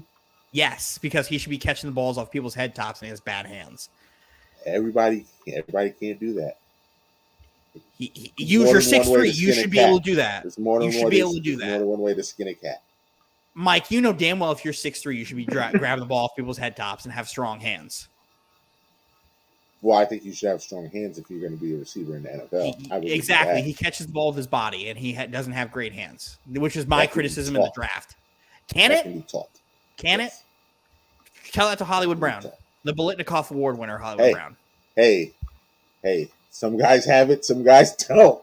Hollywood don't got it. Hollywood don't got it. Sorry. So you get worse at wide receiver, and your I will quarterback's give not you great. that we got right? worse. I will give you Quarter- we got worse at wide receiver. Your quarterback's not great, and you got worse at a position where you kind of need good players. So that sucks. One, you have Derrick Henry. You have the best running back in football. What's the answer for if he goes down again? Because you don't have homeboy from last year who was really fucking good. Again, if Robert Woods can make a recovery and get back to form, he's a good addition. He's a good addition, absolutely. But he doesn't bring to the. Excuse me. He doesn't to our bring play action. play action good, but he Because doesn't what bring in we the like same to thing that do- AJ Brown did, where AJ Brown was much more physical off the catch. He is. And he is. I'm not. I love Robert Woods. I Love Robert conceded Woods. that our wide receivers got worse. But Yeah. I don't think our offense got that much worse because, again, we got the best running back in football back. And I think our offensive line will be better. And if our tight end he's got to take a step. I need him to take a step. If he takes a step, then we So might you gave have- me we a might bad have an wide above- receiving group, a tight end, and you may think your If our- offensive line is if our getting better. tight The end- most important position on your offensive line, left tackle, and Taylor Lewan is washed. I wouldn't call him washed. Mike, I wouldn't see call the him twinkle in your. I I see the twinkle in your eye, Mike. Your call left him tackle washed. is washed. I won't call him washed. Yeah, but at the same time, let's not act like the He competition didn't is the fall off the Jaguars. cliff. Is the Jaguars and the fucking The Texans? Jags are going to be a lot better than people think. They're They're not going to are, be better than Tennessee. but though. they're not. Yeah, they're I'm not not saying they're they're not going better to than- be, We're not better But than I us, think and the 2 wins Texans will are not separate better them. I I think don't the think the Jaguars will win Jaguars. this game, and I think I the don't think Titans the will win Jaguars the game. got. I don't think the Jaguars got good enough to split with us yet, though. I think Yeah. they are because I I think your don't think they defense got good enough to stinks. split. In case you guys are wondering, Mike and I have a side bet going on that we did in the group chat We do. where I We think do. the Titans are going to have a 20th ranked defense in football. Mm-hmm. That's And- what- Completely disrespecting. our And with defense. Harold Landry being out, That that hurts. that hurts That hurt, a but ton. I believe. But y'all in our still have coach. one of the best safeties in the game, though. Like, But again, here's what I will tell you. Dylan doesn't right? care. Safeties don't matter. oh I'm yeah, not- yeah. I'm not gonna say safeties don't matter, but when the best player on your team is a safety and you have average to below average talent on your defense as a whole, it's not a ton you can do. There's not. We're gonna All the we're gonna great have a top 20 safeties, defense. all the great safeties in football today, right? excel because they have talent around them. You guys do not have a good bunch of talent around you. Your cornerback room is sus. Your linebackers are sus, and your defensive line is sus. You hate Bud Dupree. I don't hate Bud Dupree. My problem with Bud Dupree is your number one edge rusher is not great. It's not. He's a great compliment. He's a great compliment to Harold Landry. Great compliment to Harold Landry. Without Harold Landry, he is the focal point of the pass rush. And he's never been great. That just sucks, though, man. You know who he was compliment to before? TJ fucking Watt. And that's when you have one of the best defensive players in football on the other side. It's great to look good. And then we have Harold Landry, who's also one of the better players to hit their position in football. It's great to look good. But when you are the guy, Bud Dupree's never been that guy. Especially being a year removed from an ACL injury. Which would mean that this would be the year that he's back to himself. Maybe. And back to himself really isn't anything because we haven't really seen him play without somebody better on the other side. We're gonna find out. We'll see. But again, we are gonna find out. I don't think you guys are gonna win more than 8 games. Well, here's the thing. My brother's very high on Treylon Burks. He thinks that he has a lot of. Probably the only person. He thinks he has a lot of upside. And again, we got to see how Robert Woods can come back. I still think because of the weak division, the Titans are still a playoff team. I can't sit here and say they're not a playoff team until proven otherwise because they've won the division. And we're playing the NFC. You're playing the NFC East this year. Yeah, we're playing the NFC East too. So we literally have. I could see 3 L's there. Two L's. I don't see them on the Commanders.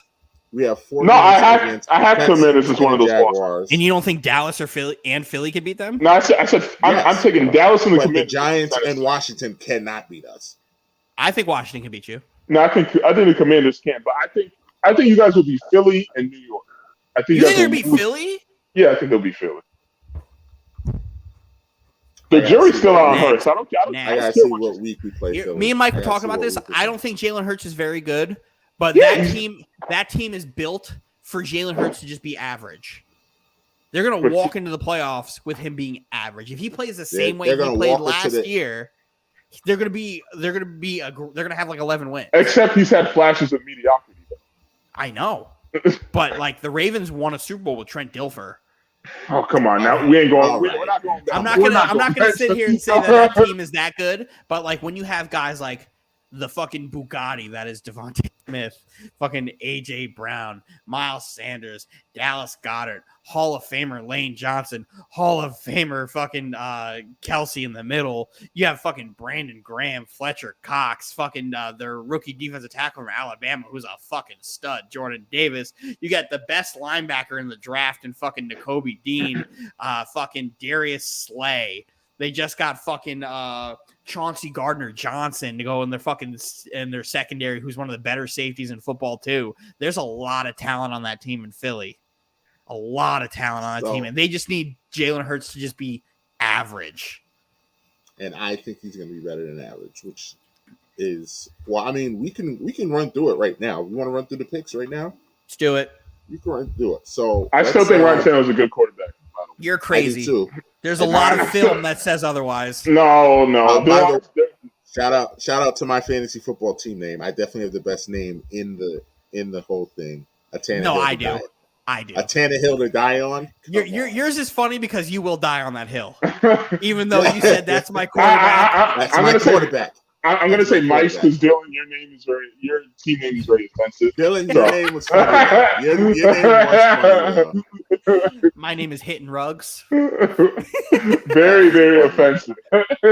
Mike will die on this Tannehill, right? But when it was the Bengals versus the Titans, Mike was screaming that was his quarterback, and then when he was throwing those interceptions, he was real quiet. He was real quiet. and I'm sitting there screaming, Mike, is that still your quarterback? Mike, I need an answer. Is that still your quarterback? I didn't get one. Still is my quarterback. Until you remember why he wasn't your quarterback. But the future does look bright. I will say that. Yeah, Malik Willis. The future does look bright. Here's my other prediction. Malik Willis will be starting by week 9. No way. But without injury? Without No, injury. because Tannehill sucks. That's why. No. Malik way. Willis will come in, and you guys will start winning games. I disagree with that. I guarantee it. I Malik didn't Willis like is unbelievable. Nobody liked what Tannehill did last year in that Unbelievable. playoff game, but Tannehill's still a good quarterback. He's not. He's still good.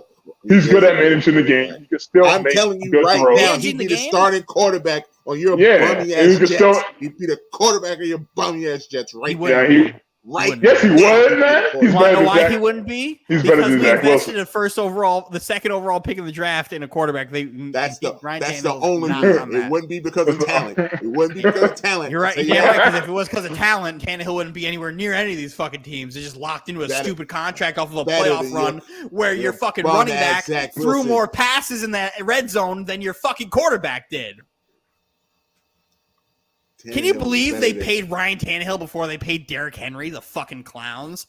Derrick Henry had more touchdown passes in that Baltimore Ravens game than fucking Tannehill did. Yeah, but Tannehill only got like $60 million guaranteed, and that's only like injury guarantees. Like if we're talking fully guaranteed, he didn't get that much He's fully on a guaranteed money. great- Like He's on a great. You Yeah. could put any other quarterback in Tennessee and they're better.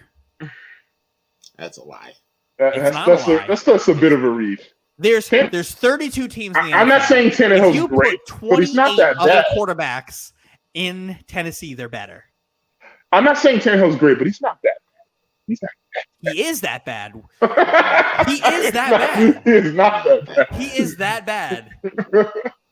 Don't make me go get the facts. and There stats. is, It's- and guess what? It's not. Stats also say Kirk Cousins a top 5 quarterback in football. Well, that's not true. That's not true, exactly. So don't pull up these bullshit stats with fucking Tannehill. There are 2 other quarterbacks in your division that I'd rather have than Ryan Tannehill.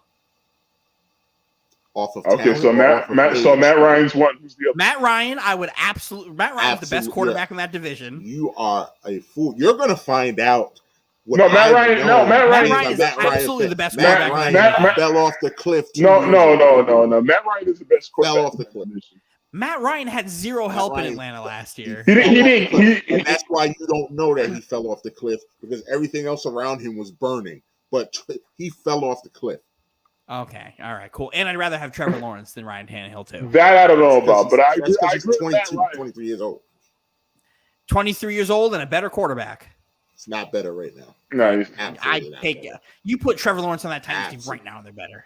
And then Better. we win 7 games. Then No, we then you win 10 Then we win because 7. Trevor Lawrence is fucking unbelievable. We're gonna see. Unbelievable. He has no safety net this year. He has none. None. They did a None. great job All building that- that team all around him, that and they got him a Urban Meyer- quarterback-friendly coach. None. He To better be fair, light it Trevor up. Lawrence got the shit end of the stick last year. He did.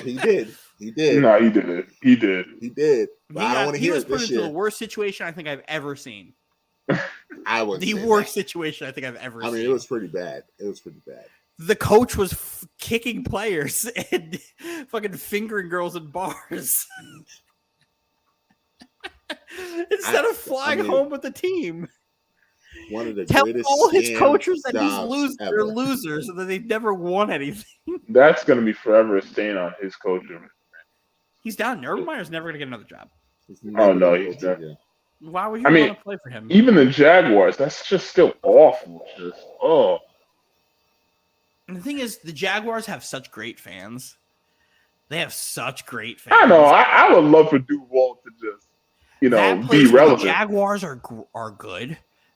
Just good, not even great. Good, like a 8-win team, 9-win team.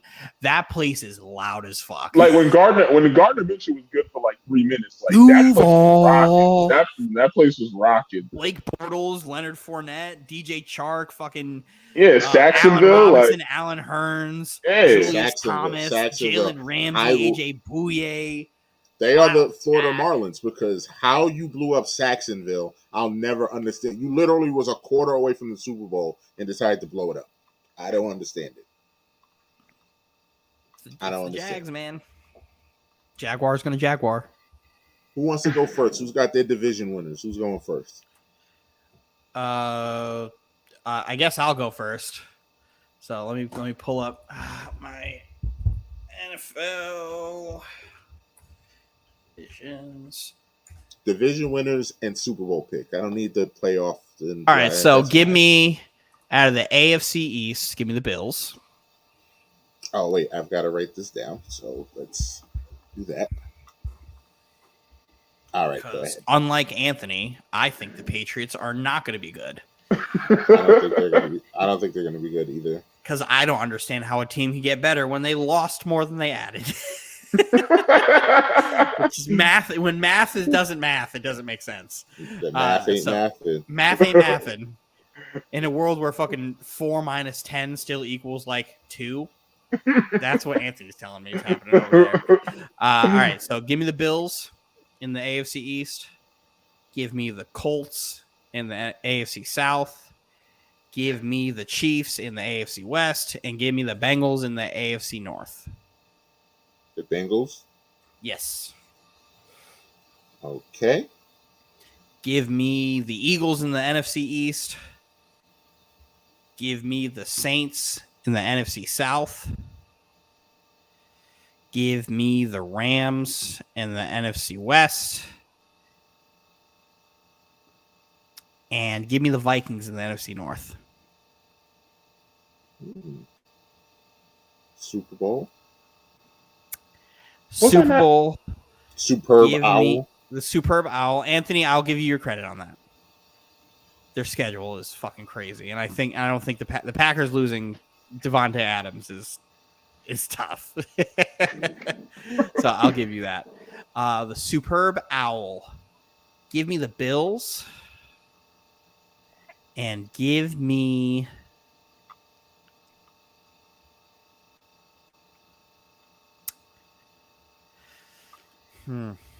because the thing is, I don't think a division winner is going to end up getting the Super Bowl in the NFC North. I mean, the NFC. I feel like it's going to be one. Give me the Packers. Give me the Packers and the Bills. Okay, that'd be very interesting. And who's getting the dub? The Bills.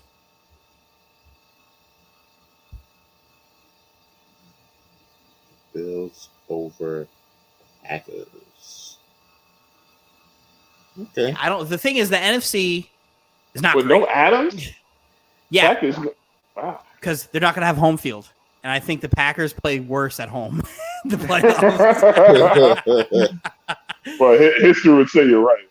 It would, but it's like I think the Vikings will win more games in the season, but at the end of the day, the Vikings stink, and they're gonna abuse some of the teams that they play, because they also play the fucking Lions and the fucking Bears 4 times total, and then I think they'll split with the Packers. If Dalvin Cook is healthy, that team can go far. They have a new offensive coordinator, new head coach who is from the McVay tree, who is going to open up the game for Justin Jefferson to have a Cooper Kupp-like season that he had last year. So I think more yards, more points is going to do them wonders. I still think their defense isn't great, but they added what's his face from the Packers, outside linebacker. His name will come to me soon, but Zadarius Smith. There you go, Zadarius Smith. I think that's going to help their edge rush to go along with old man Everson Griffin and Danielle Hunter on that side. Who's that old man Everson Griffin? Everson Griffin's old. And Danielle Hunter. I think the Vikings are going to have a good year. I forgot they fired Zimmerman. Mm-hmm. And then I saw their head coach, Zimmer, and I saw who their head coach was. I was like, oh, the Vikings are going to win a lot of games.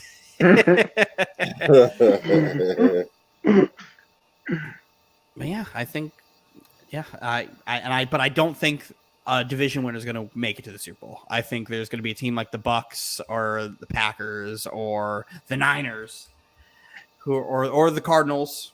One of those teams are going to squeak in as a wild card and then just whoop everyone's ass and just have great matchups.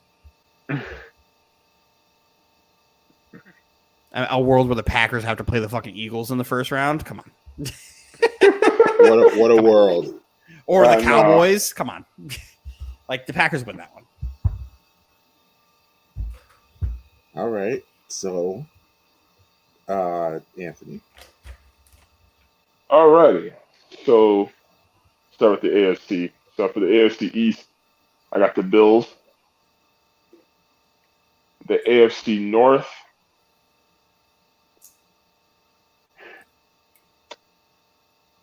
Bengals. I got the Bengals for the North. For the AFC West, I have the Chargers. And the AFC South, I have the Colts. Okay. NFC East. That's a tough one.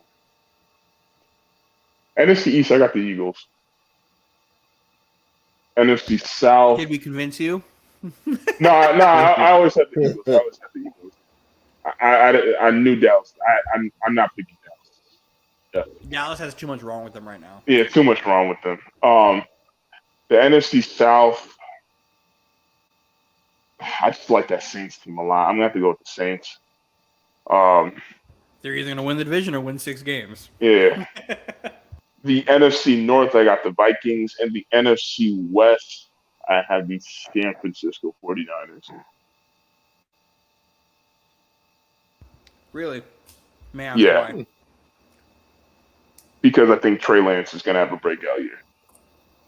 And I like what they're doing on the defense, and they still have all their offensive pieces there. I think they have the framework. I like Jimmy Garoppolo. You know, I like his style and everything, but I think that they just needed that upgrade in quarterback, and I think Trey Lance is that upgrade to just get him over the hump, to be honest. So I have them finally winning that division. It's going to be a close one. They're going to be battling with the Rams all season long. They're going to be battling with them. But I think the Niners will edge them out and win the division. I think for Trey Lance having his first year be this year, I wouldn't put expectations that high. I don't think they're going to win that many games. I'm not going to say they're not going to win that many games. I don't think they're going to win enough games to win the division. I think they'll win enough to make the playoffs because I don't think the NFC is very good. But I expect Debo to not have a good year because of it. Debo was capped in dink and dunk with Jimmy. I think Ayuk is going to have a way better year than Debo is going to have because Ayuk, I think, is a better receiver than Debo, where Debo's a really good gadget guy. So I think down the field, going in, Ayuk is going to be fucking nasty. And Kittle. Ayuk and Kittle are going to have crazy years. I think Debo's going to, have an okay season, but be a letdown from last year. Yeah, but I think all around the offense is just going to get better. I mean, let's be honest. Garoppolo can't throw past 10 fucking yards, I mean, at the end of the day. And I just think Lance is just a more complete quarterback. Here's the thing. This is for the people who, I've watched a lot of Trey Lance. And I love Garoppolo, don't get me wrong. I watched a lot of Trey Lance in North Dakota State because of the draft, and I love the draft, right? There's a lot of things incomplete with Trey Lance, like progressing through reads and throwing mechanics. He's really raw still. He's way more athletic, and that's why, for fantasy, he's a great pickup because he's going to have a ton of yards running. But I don't think he's a more complete quarterback than Jimmy G yet, because Jimmy is a really good quarterback still who could be a starter on most teams. He's a good quarterback. I wouldn't say really good. He's really good. He's really good. He's not a guy who's going to be a top 10 quarterback, but he's also not a 20. He's had too many Jimmy G moments for me to call him really good. I can't. But he could start on 15 NFL teams. He could be the starting quarterback on the majority of teams in football, besides the teams that are all set. And if there was that many teams, somebody would have picked him up. Even despite Jimmy G has led a team to the Super Bowl and to an NFC Championship game. Mm-hmm. Yeah, people still act like he's a bum. He's very it's average. Not that he's a bum. He's very above average. He's above average. They don't want to deal with that cap hit. That's just really they just killed his contract. He makes so much less now. Yeah, he's only made. He took pennies on the dollar. He took a third of his contract. And the best part about it is if Trey Lance struggles, you can put him in and you're automatically a playoff team. Yeah, smart. You have a guy where this is a situation where your backup is better than your starter. Mm-hmm. Might be. Right now. Might be. Right now. I'm not saying later won't be, but I don't think Trey Lance is there yet. This is his first year as a starter. Who do I have in the Super Bowl? Superb Owl. Oh, I think I have an idea who he's going to put in the fucking Super Bowl. I do too, but we'll see.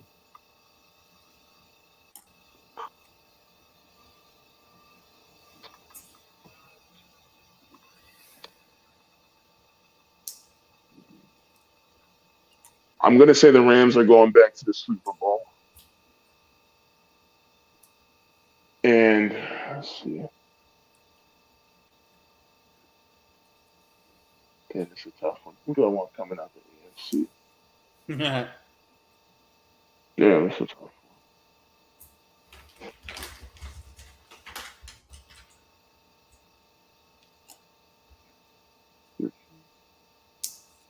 Yeah. This is going to be a long shot. I'm only going to say this because I really, really like this team. I'm going to say the Rams and the Colts. Wow. Mm. And I have. And Mike hates you now.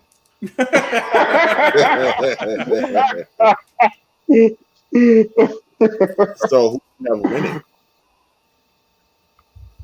Do it. Do it. Make him hate you. Nah, I got the Rams. I got the Rams repeating. You know, I'm not mad at you picking the Colts.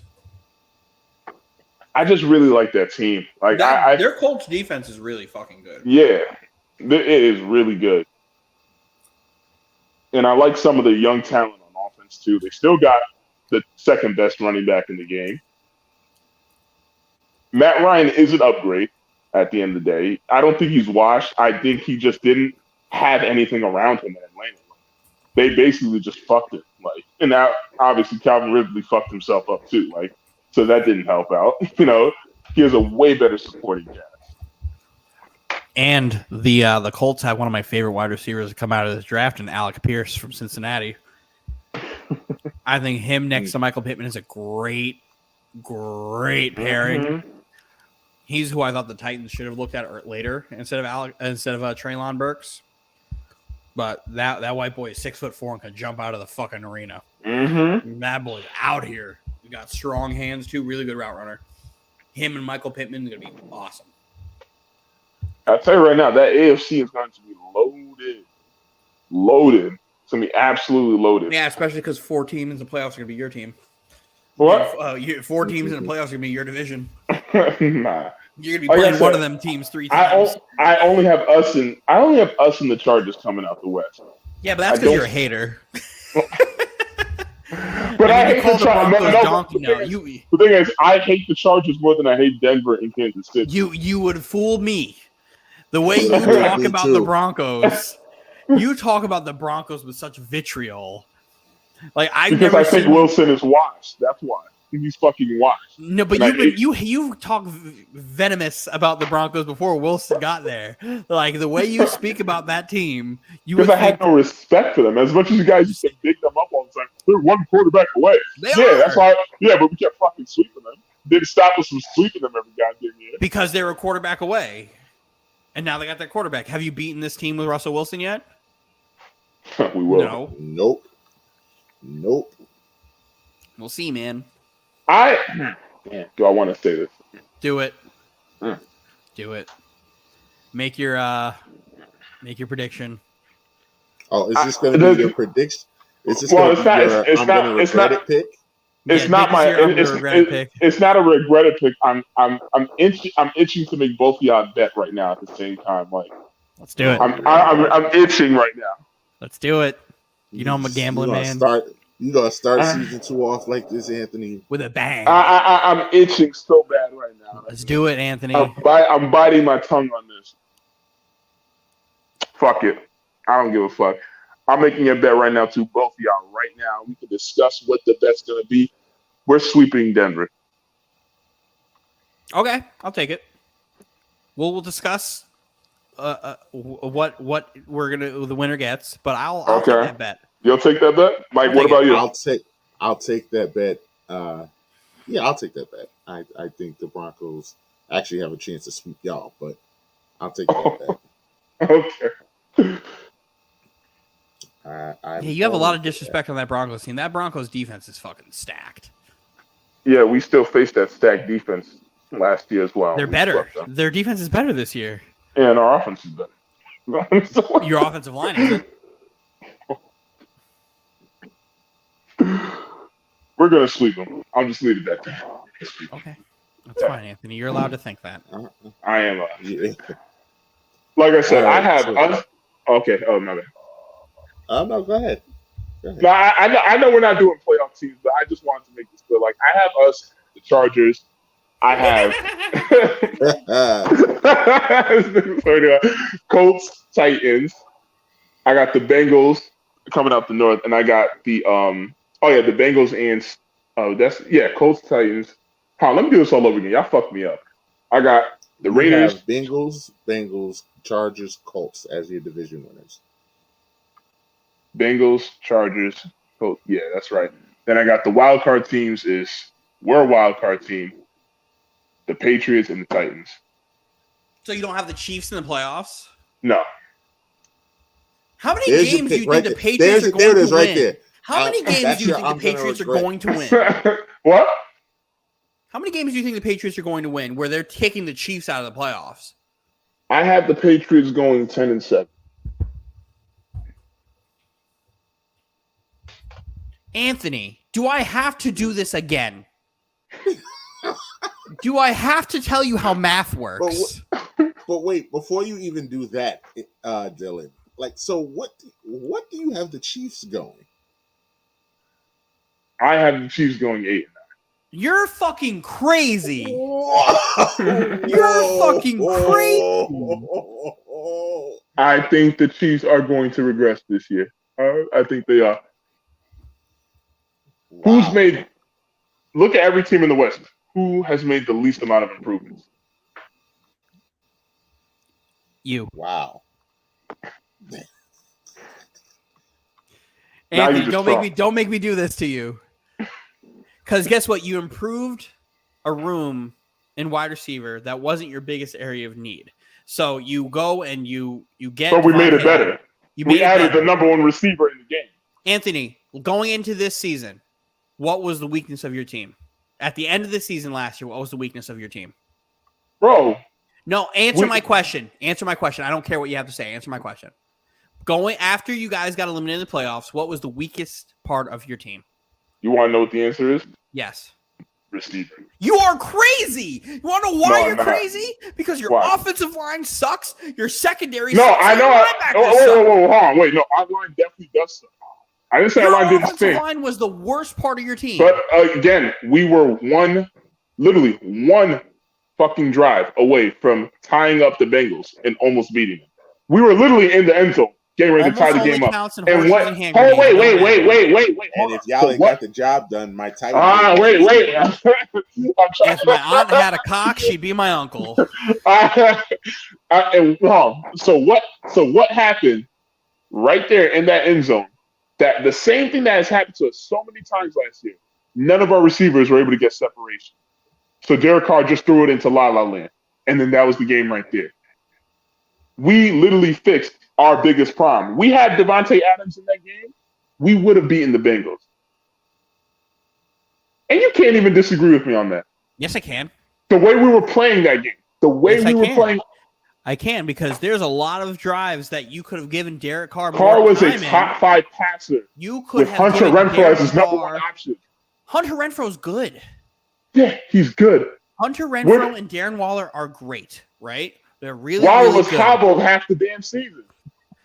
If you give Derek Carr better protection, you can make shit happen. That's what's most important. You get better protection for your quarterback. that makes my Josh case Jacobs going. Your wide receivers are as great as you can get them if you have time to make the correct. It's not throw. our fault What good is a wide receiver? It's not if our you're fault on your that back? Leatherwood was a bum.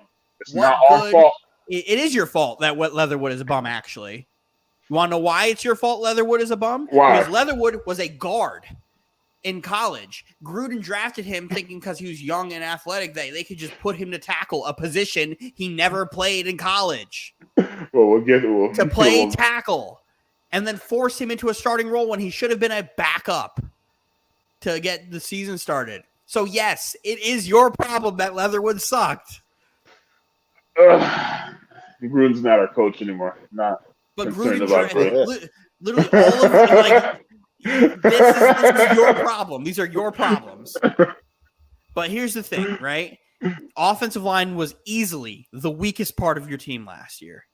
Easily the weakest part of your team last year. You did nothing to improve it. You say easy, like, do you remember your fantasy draft name? Like, certain things that happened last year.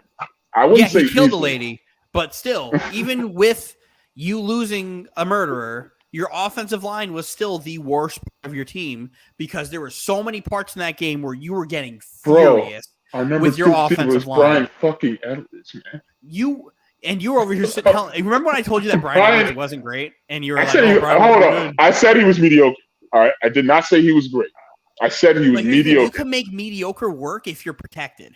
Do I have to remember all the texts that we got during that fucking game against the Bengals where you're like, dude, he has no time. Leatherwood sucks. Da da da. Guess Leatherwood does suck. Exactly. But if you would have addressed your offensive line, you wouldn't have to. I'm not saying going and getting Devontae Adams is a bad thing, but you go and improve a room that doesn't need the immediate help.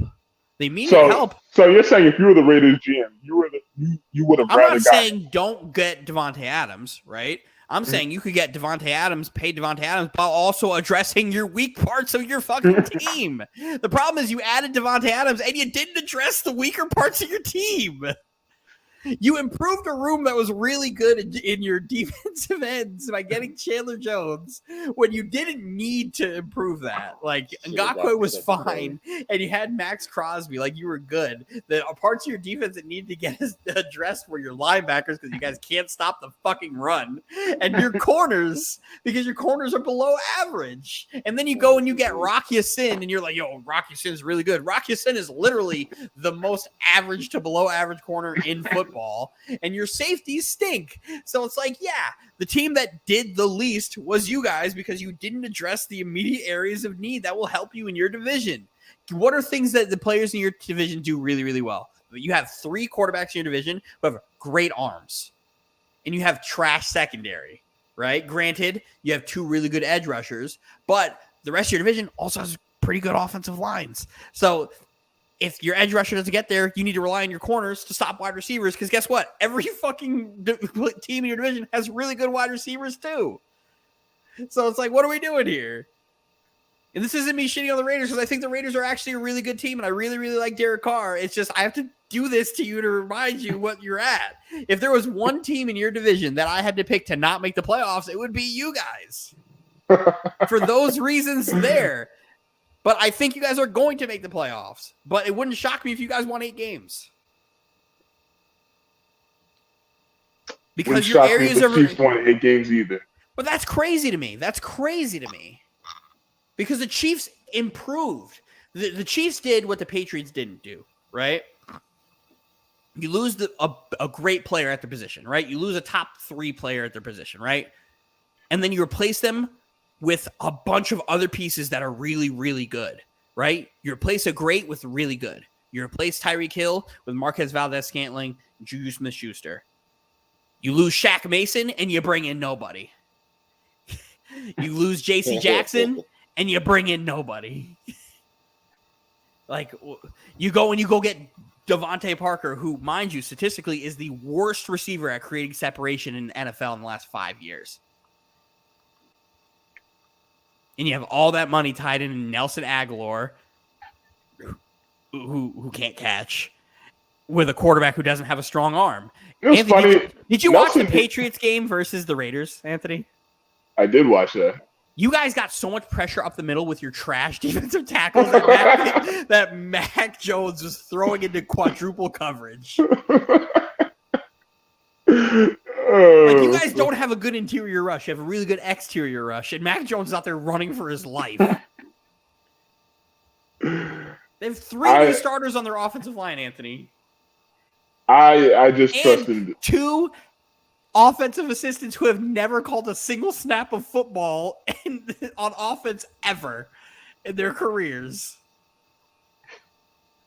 And you think that's just going to work out well? They're going to do better than last year. No, they went 10-7 last year. And you think they're going to be better?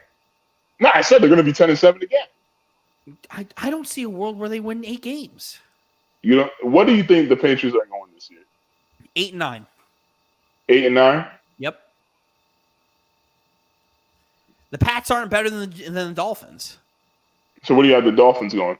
The Dolphins are probably going to win 10 games. I don't like Tua, but I think the Dolphins are good enough.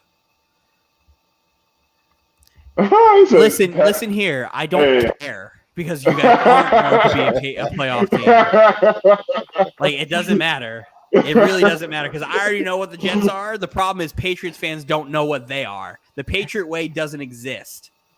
The Patriot Way is down in Tampa. Wearing number 12. Tom Brady's not going to walk through that door and all of a sudden make Mac Jones this fucking great quarterback and make your offensive line great and make your receiving core great and make your defense great. That's not going to happen because you need fucking talent to do that. But guess what? Mm-hmm. The Patriots team is derived of talent all over the place. The Patriots defense is Matthew Judon and nobody else. Chase Winovich, my bad. Right. But yeah, and fucking all the great Patriot wide receivers. Right. My bad. Oh, and 2 injury-prone tight ends that got paid a ton of money. My bad. And 3 new offensive starters on the offensive line. Great. 2 brand new offensive assistants who have never called plays in the NFL at all on offense. And Joe Judge and Matt Patricia, a special teams coordinator who was a terrible head coach, and a defensive coordinator who wasn't even a good defensive coordinator because Bill Belichick was the actual defensive coordinator. This is what it looks like when I watched the Raiders, who have a terrible interior defensive line, make Mac Jones throw into quadruple coverage. That's not how you develop a quarterback. It is not. Trust me. I've watched many a quarterback not get developed. I would know. Patriots fans also don't know what it's like to develop a quarterback because they've had Tom Brady their whole existence.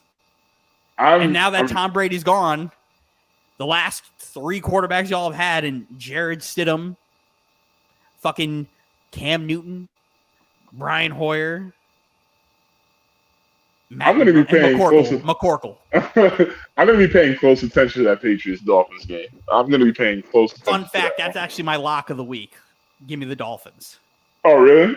Oh. Woo. That's I got to write that down too. So much so that I'm also taking the Dolphins minus 2.5 to cover that because not only are they covering are we doing this? I would say, are we doing this with the points? Or are we doing this outright? Outright. This is outright. I'm gambling. You're different. You're fucking. I'm the degenerate here. Give me Miami minus 2.5. That's fucking crazy town. Anthony, before I give my picks, so because you gave 2 wild takes there, which one are you going to take as your?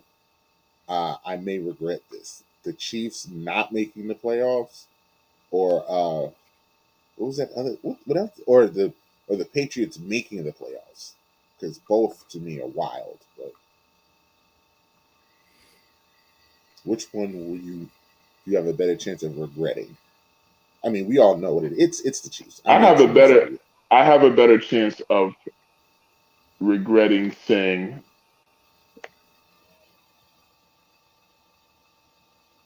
that the Patriots won't go 10-7. I mean, you might be. That's wild to me. I mean, you could give him both of these because I don't think either one of those. Both of those is wild. That Chiefs one, because I wasn't even expecting that. Nah, the Chiefs did not make it the playoffs. That's terrible. They're not.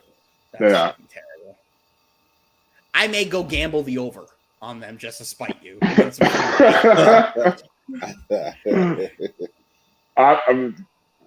gonna say right now, the Patriots, they're more likely to go 10-7 than the Chiefs make the playoffs. Like, in my opinion.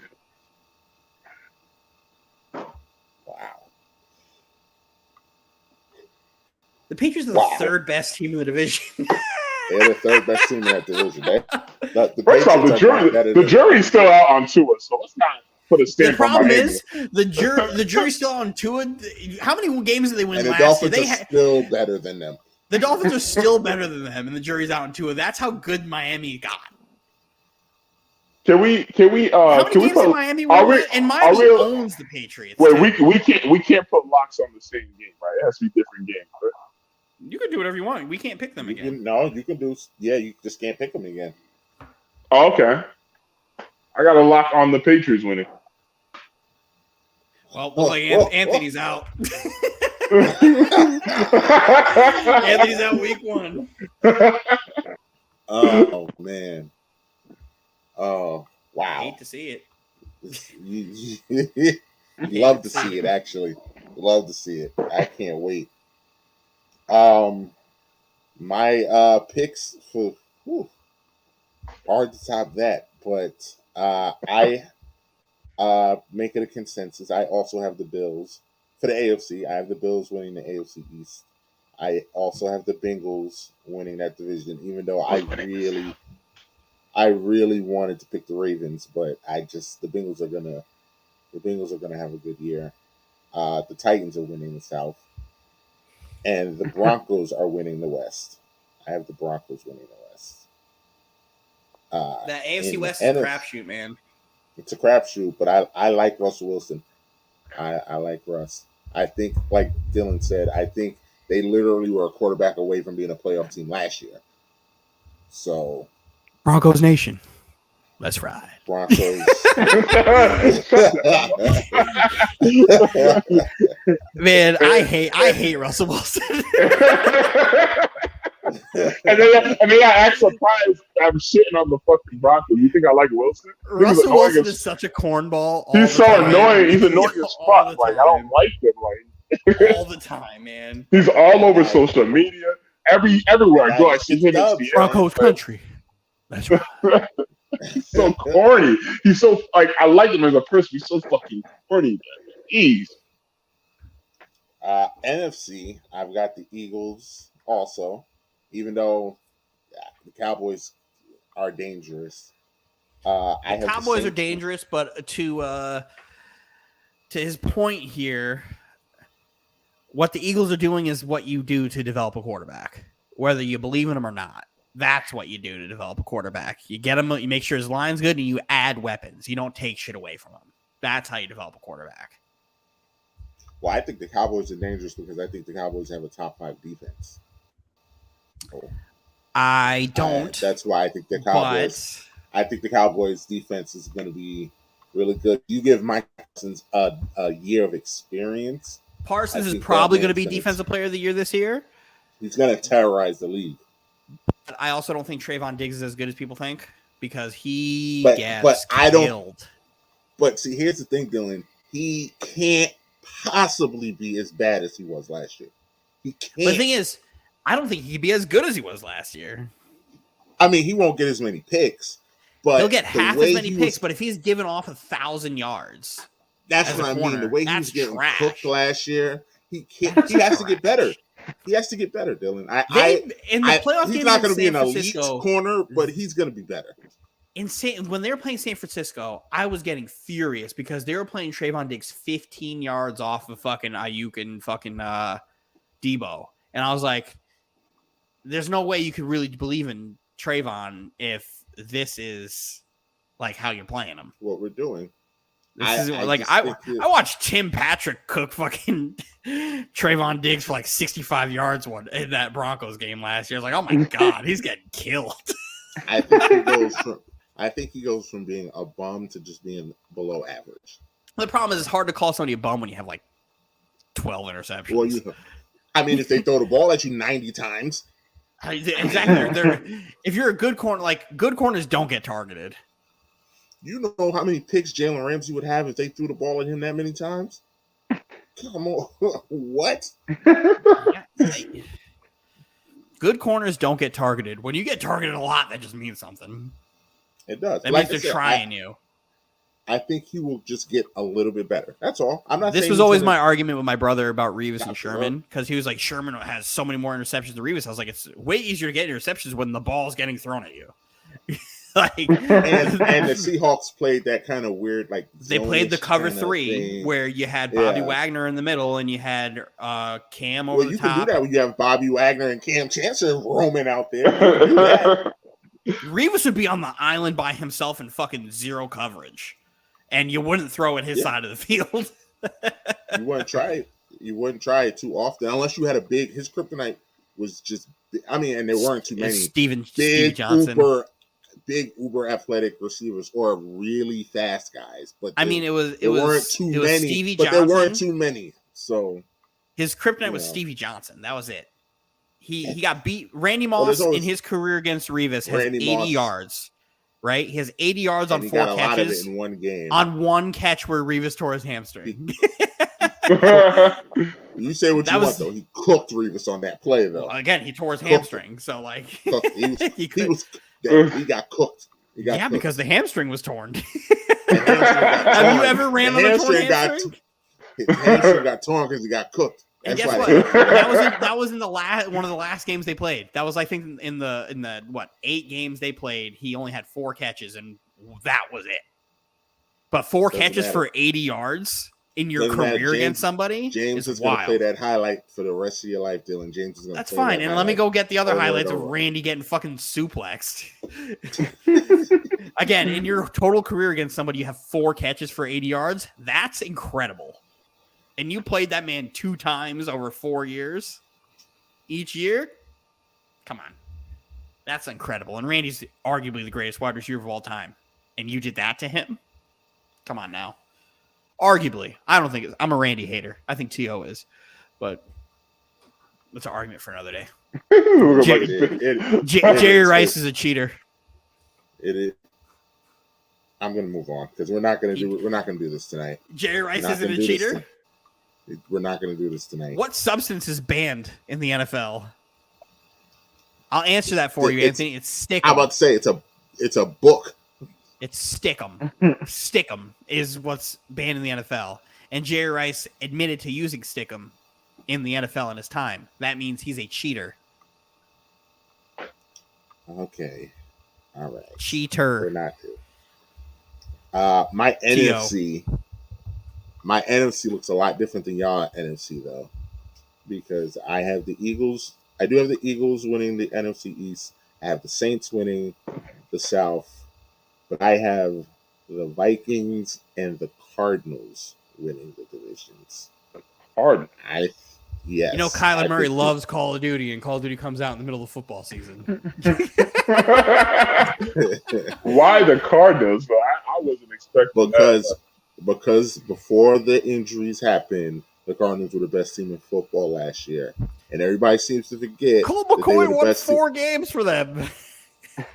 They were the best team in football. They've been the best first half team for the last 3 years. Do you remember that DeAndre Hopkins suspended for like 6 games? Exactly. That's 6 games. That's 6 less games on his body. It's 6 less, which means he's also there. He will be there. He will be there in December when they need it. And I think I just think the Cardinals are going to win the division. And I think the Rams will make the playoffs, but they'll have a little hangover. Everybody's going to give them their best shot. So I just don't think the Rams will win the division. I don't believe in the 49ers at all. If Jimmy G was still a quarterback, I'd be like, you know what? They're going to have one of those things at the end of the year where they're going to win a bunch of games and squeak in. But Trey Lance, the jury's still on Trey Lance. They should have. They should. But kudos to Anthony for calling it. And I remember being like, once he said the Niners, I was like, you know what? I really like that. I really like that. What, Mike, what record do you see Arizona having those 6 games? Oh, just probably about 11 wins. 10 or 11. No, I'm talking about in the 6 game during Hopkins' suspension. What's their schedule? I got to look at their schedule. Their schedule is home against the Chiefs, then at the Raiders, home against the Rams, at the Panthers, home against the Eagles, and at Seattle. That's 3-3 right there, pal. That's 3-3.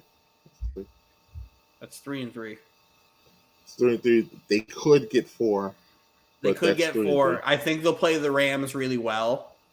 I think they'll play the Rams really well. The Rams really well. That could be the 4th game. but I think they go 3-3. I think they can beat Philly. I think they can beat the Raiders, and I know they can beat Seattle.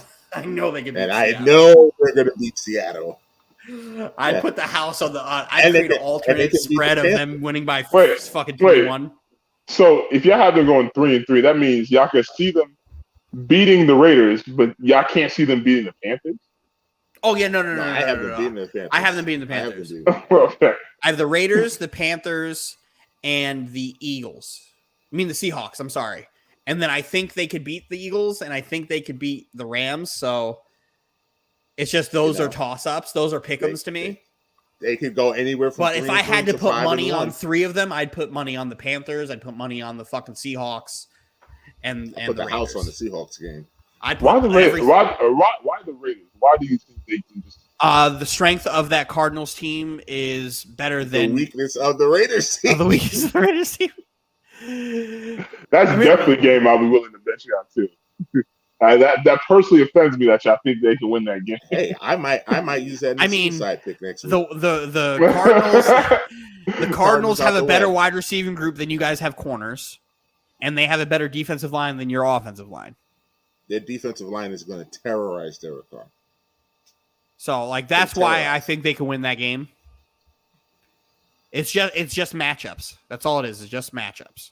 I'm not saying Kyler's better than Derek Carr because I don't think he is, and I'm not saying Devontae Adams isn't better than fucking Rondale Moore, Sky Moore, and fucking all those guys. Derek Carr is another one better than Herbert. Drop his ass down another tier. Drop his ass another.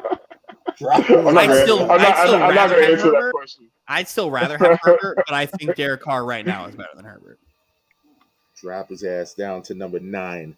I'm so not going to answer that question because there's definitely many times when I had to deal with the Carr's the worst quarterback in the AFC West, and I've heard a lot of Herbert over Carr stuff coming from your mouth. So I don't know where this came. I think I'm about to say whose mouth. I think Carr is better than Herbert, but I'd still take Herbert over Carr. So then why would you take Herbert over Carr? It's not like Carr's old. Younger. He's 5 years younger. What are we talking about? Carr's 31.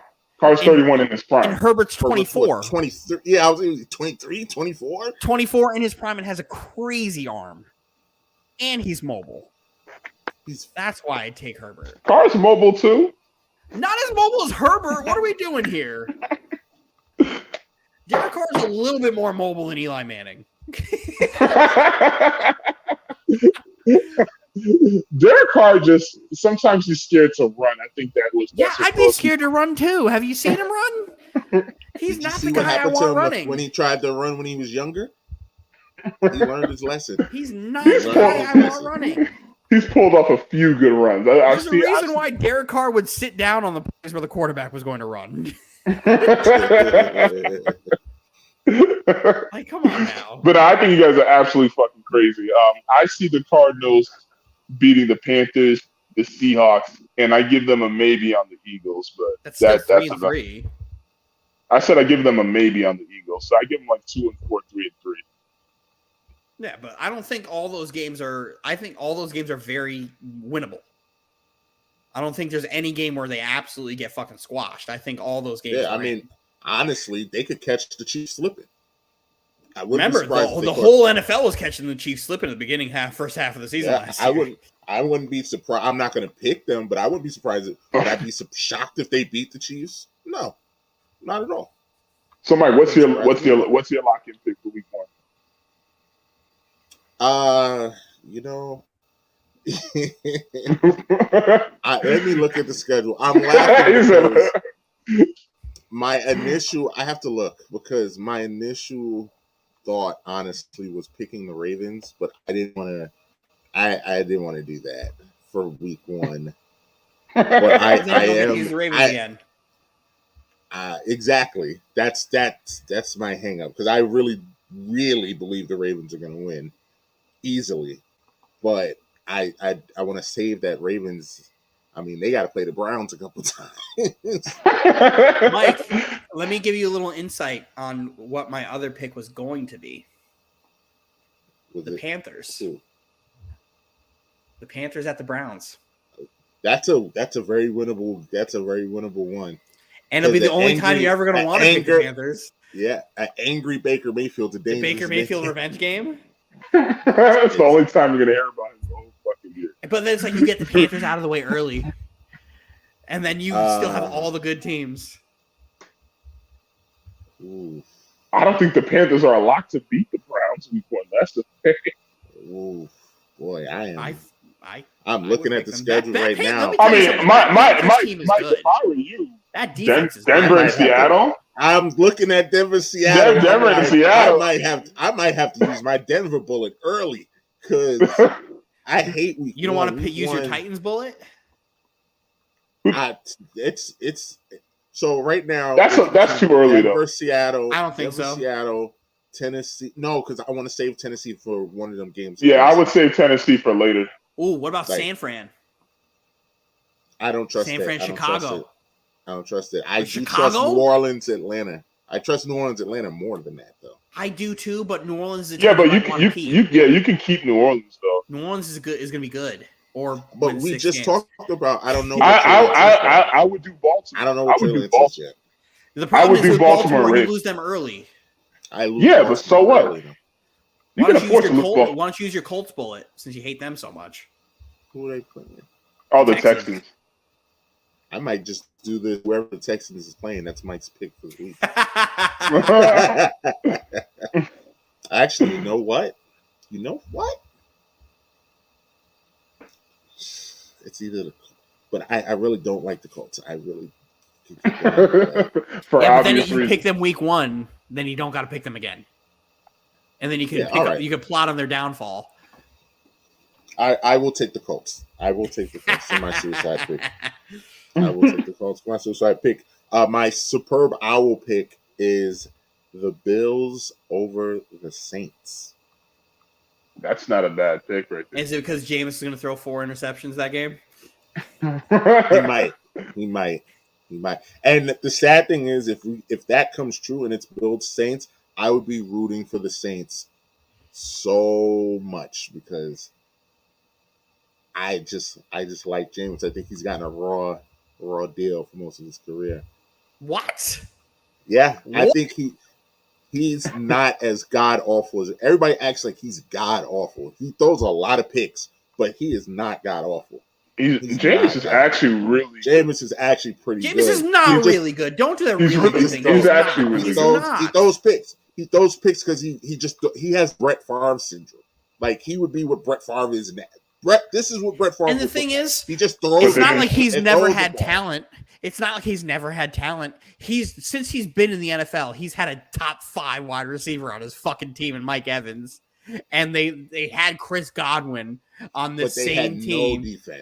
They had no defense. And then when they finally started getting you're not doing that. You are not doing that. You are not doing 30 for 30.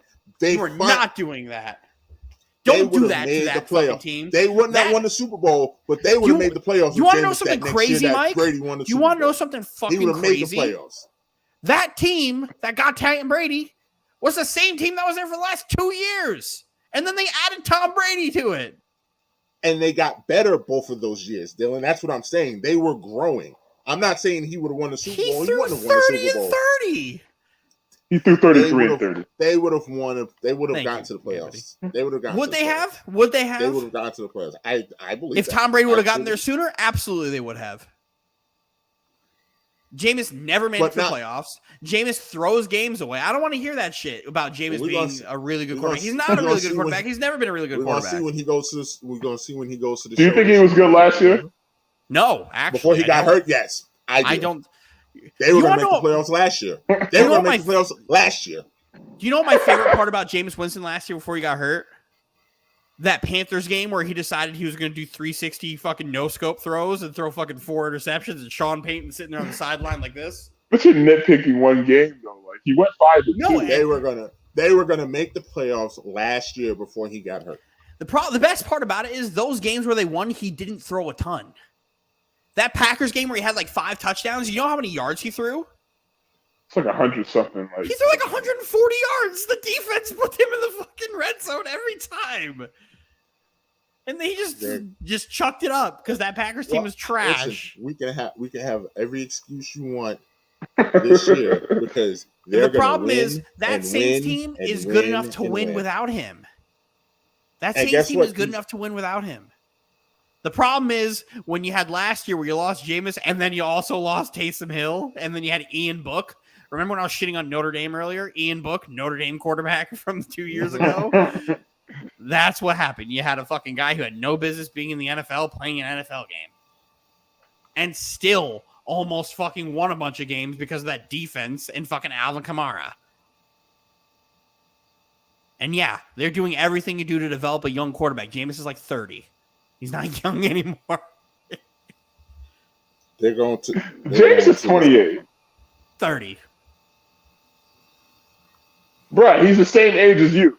He's looking at 30. I'm not. I was like, I'm confused. I was waiting for you to say something. I was like, you had me so confused. I'm like, okay, I guess your argument. If you didn't open your mouth, I was gonna be like, hey, Anthony, remember what we were talking about before? I guess your argument is that his birthday is January 6th or some shit like that. Like, not mine. Not my problem. He'll be 30 before me. Nah, but all Jameis has to do is just play average. And that Saints team, that's good enough for that Saints team to win the division. If he decides he wants to be a superhero, Jameis is also the guy who tricked himself into thinking that the only person who could replace him in Tampa was Tom Brady. That was a legitimate quote. He goes, hey, I guess this must say something about me since the only person who they could replace me with is the greatest of all time. Yeah, that's not ass clown. True. Ass clown. That's, like, what are you doing that's here? not entirely true. But hey, believe in yourself. And then he also has the single worst pregame speech of all time in the Eat the W speech. You know what this is? Eat the W. You know what we're going to do? Eat the W. Eat the W.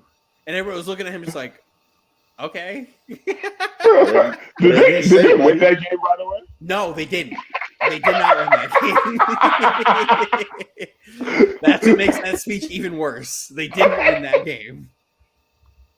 Wait, was that's when they were in New Orleans, right? Was that the game that got blown out? Yeah. Fun fact: my old boss, Brent, is a massive Buccaneers fan, and he put together this highlight reel of how Jameis's 30-something interceptions could have been 50 interceptions because he had 20-something legitimate dropped interceptions that season. That's how wild Jameis Winston was. That's what happens when you throw these interceptions and then you just throw for fucking 1,000,000 yards when you're down. Well, he's been working on his form. He got eye surgery. You know, he is such a garbage time quarterback. When he throws 35 touchdowns and has about 18 picks and has 4,000 You think he's only going to have 18? Yep. Everybody throws for 4,000 yards now, Mike. There's an extra game. It's 4,000 yards isn't what it used to be. 4,000 yards is a big deal in fucking 2006. They throw the ball 40 times a game now. 4,000, 4,500 because 5,000 is still a big deal. 5,000 actually a massive deal. That's a massive deal. But like, there was like almost 10 quarterbacks who threw for 4,000 yards last year. So it's not like a milestone anymore. But it's still top tier of the league though. Top half. Yeah, but top half. Yeah, okay, top half. No, top half. Top half. If you think Jameis is top half, then we got a problem. I don't think he's top half, but okay, then don't say these things. Would you rather have Jameis or Ryan Tannehill? Jameis. Tannehill, probably. You can't, Mike. You are biased here. I would say Tannehill because he's proven to be more clutch. He's proven to hand the ball off in tough situations. Since he's come to the Titans, no one has more. I don't care about these regular season stats that don't translate to the playoffs, Michael. I don't care. Because when the What do games you matter, want? He has more come from behind victories than Jameis. He has more playoff wins than Jameis. He has like, what do you want? What do you want him to have that would equate Jameis being picked over him? when you say he has more come from he has behind more playoff victories, wins. does he have? Okay, you can have more playoff wins. That's what happens when your team plays in a shit division. You make the playoffs every fucking year. But like, when you say he has more come from behind wins, South has been such a powerhouse. I mean, how many times has the Bucks been in the Super Bowl in the last fucking 5 years? Once.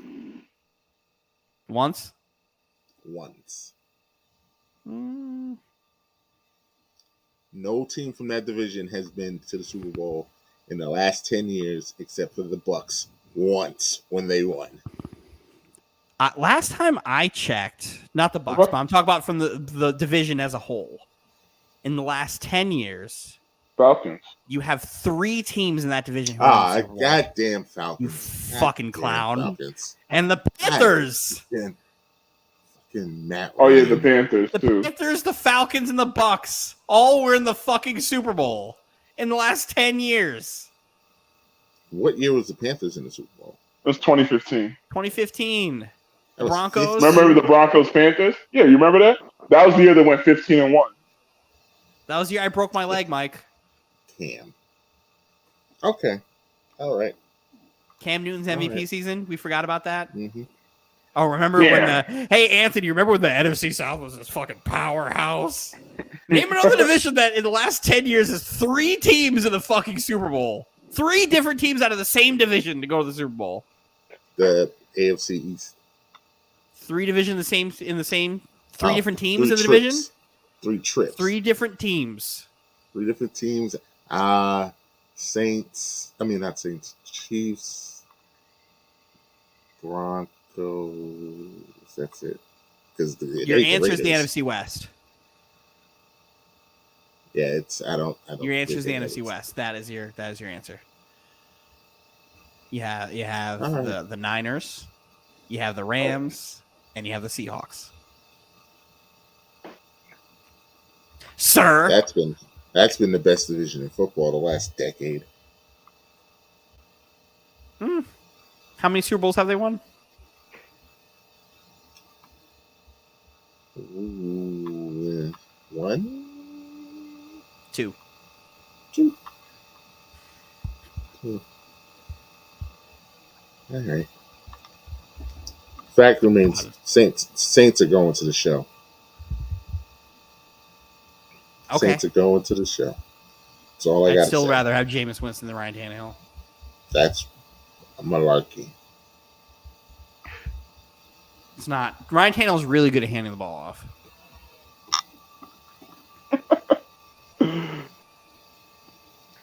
That's where most of those behind wins come from. Derrick Henry.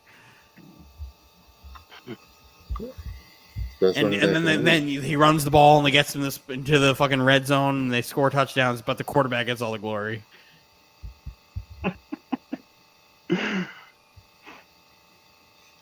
Derrick Henry was going to win it because Derrick Henry was going to win the MVP. Derrick Henry gets his. You should give all those come from behind wins that you give to Tannehill to Derrick Henry. And then say Derrick Henry has more come from behind wins than anybody else. Because it all comes off his back. They come off of Tannehill's arm. Come off Tannehill's arm. That same arm that threw 3 interceptions in that playoff game? That same arm that came from behind to beat the Texans in the game that clinched the 1 seed? Yes. The Texans, we're going to brag about that? That same arm. Was it a come from behind win? The fact that he came from behind against the Texans is another problem. A win is a win. But there's quality wins. That was not a quality win. Wins that set the tone, Michael. What was the tone? Man, we almost got beat by this fucking Texans team. I mean, he has a come from behind win against Buffalo and Kansas City also. Those are quality wins. Nice. Derrick Henry did a great job. All right. When the Titans win, it's Derrick Henry. When the Titans lose, it's Tannehill. Okay. Absolutely, because that's literally All how right. it goes, Mike. That's literally All how right. it goes. All right. Oh man. We went over the divisions. Bills. We'll make some NBA picks later. We did our suicide picks. Yeah, I think we're done here, fellas. Good opening night. Oh. Yes, Do you want to yes. talk about the Yankees? Do you want to talk about the Yankees? I don't. Nope. I don't. I have no desire to. Nope. Aaron Boone, you fucking clown.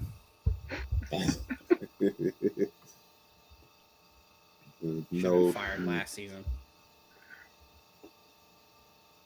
Sorry, not sorry. He might get fired this season. Good. And what's the point of calling up all these fucking dudes who are like studs and then not playing them at their natural positions because we really want to play IKF? That fucking bum.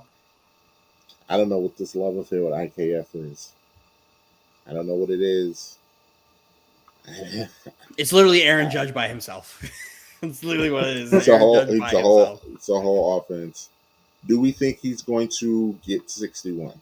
Yes, I do. I actually am about to take the over on 61.5. What is he at right now? Like, was it 54? 54. Damn, I thought he was at 51. Yeah, 50. He was at 51 like 2 days ago.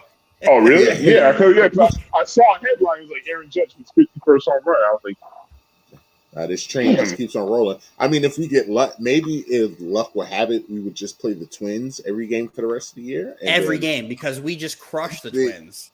Things would be okay. We could just play the Twins forever. Death, taxes, and fucking Twins. What's the gap between y'all and the other AL team? 5. It's close. Might be 6 now, actually, because who's behind you? Tampa. And we play Tampa next week. What about the race to first in the AL? We're 6 behind Houston. So, I mean, if they want to get hot, it's doable. It's doable. Now's the time to do it. Last year, we got hot at this stretch. Yeah, we did, actually. Last year, we fucking scorched. I haven't seen any Yankees baseball recently. Is Stanton back? Yes. He's back on the injury list. Nope. Oh, back on the list. He's back, and then he's not. Oh, he got injured. Yeah, so that's fun. So we will. And he broke his wrist. So. Yeah, he broke his wrist. Oh, he should be back by the end of the season, though. Yeah, which sucks because he was finally starting. He's finally playing really well. Looking like he was starting to play a little bit, and then now no. I can't get over the open to. And then Carpenter's coming back soon. We're 4 up on Tampa.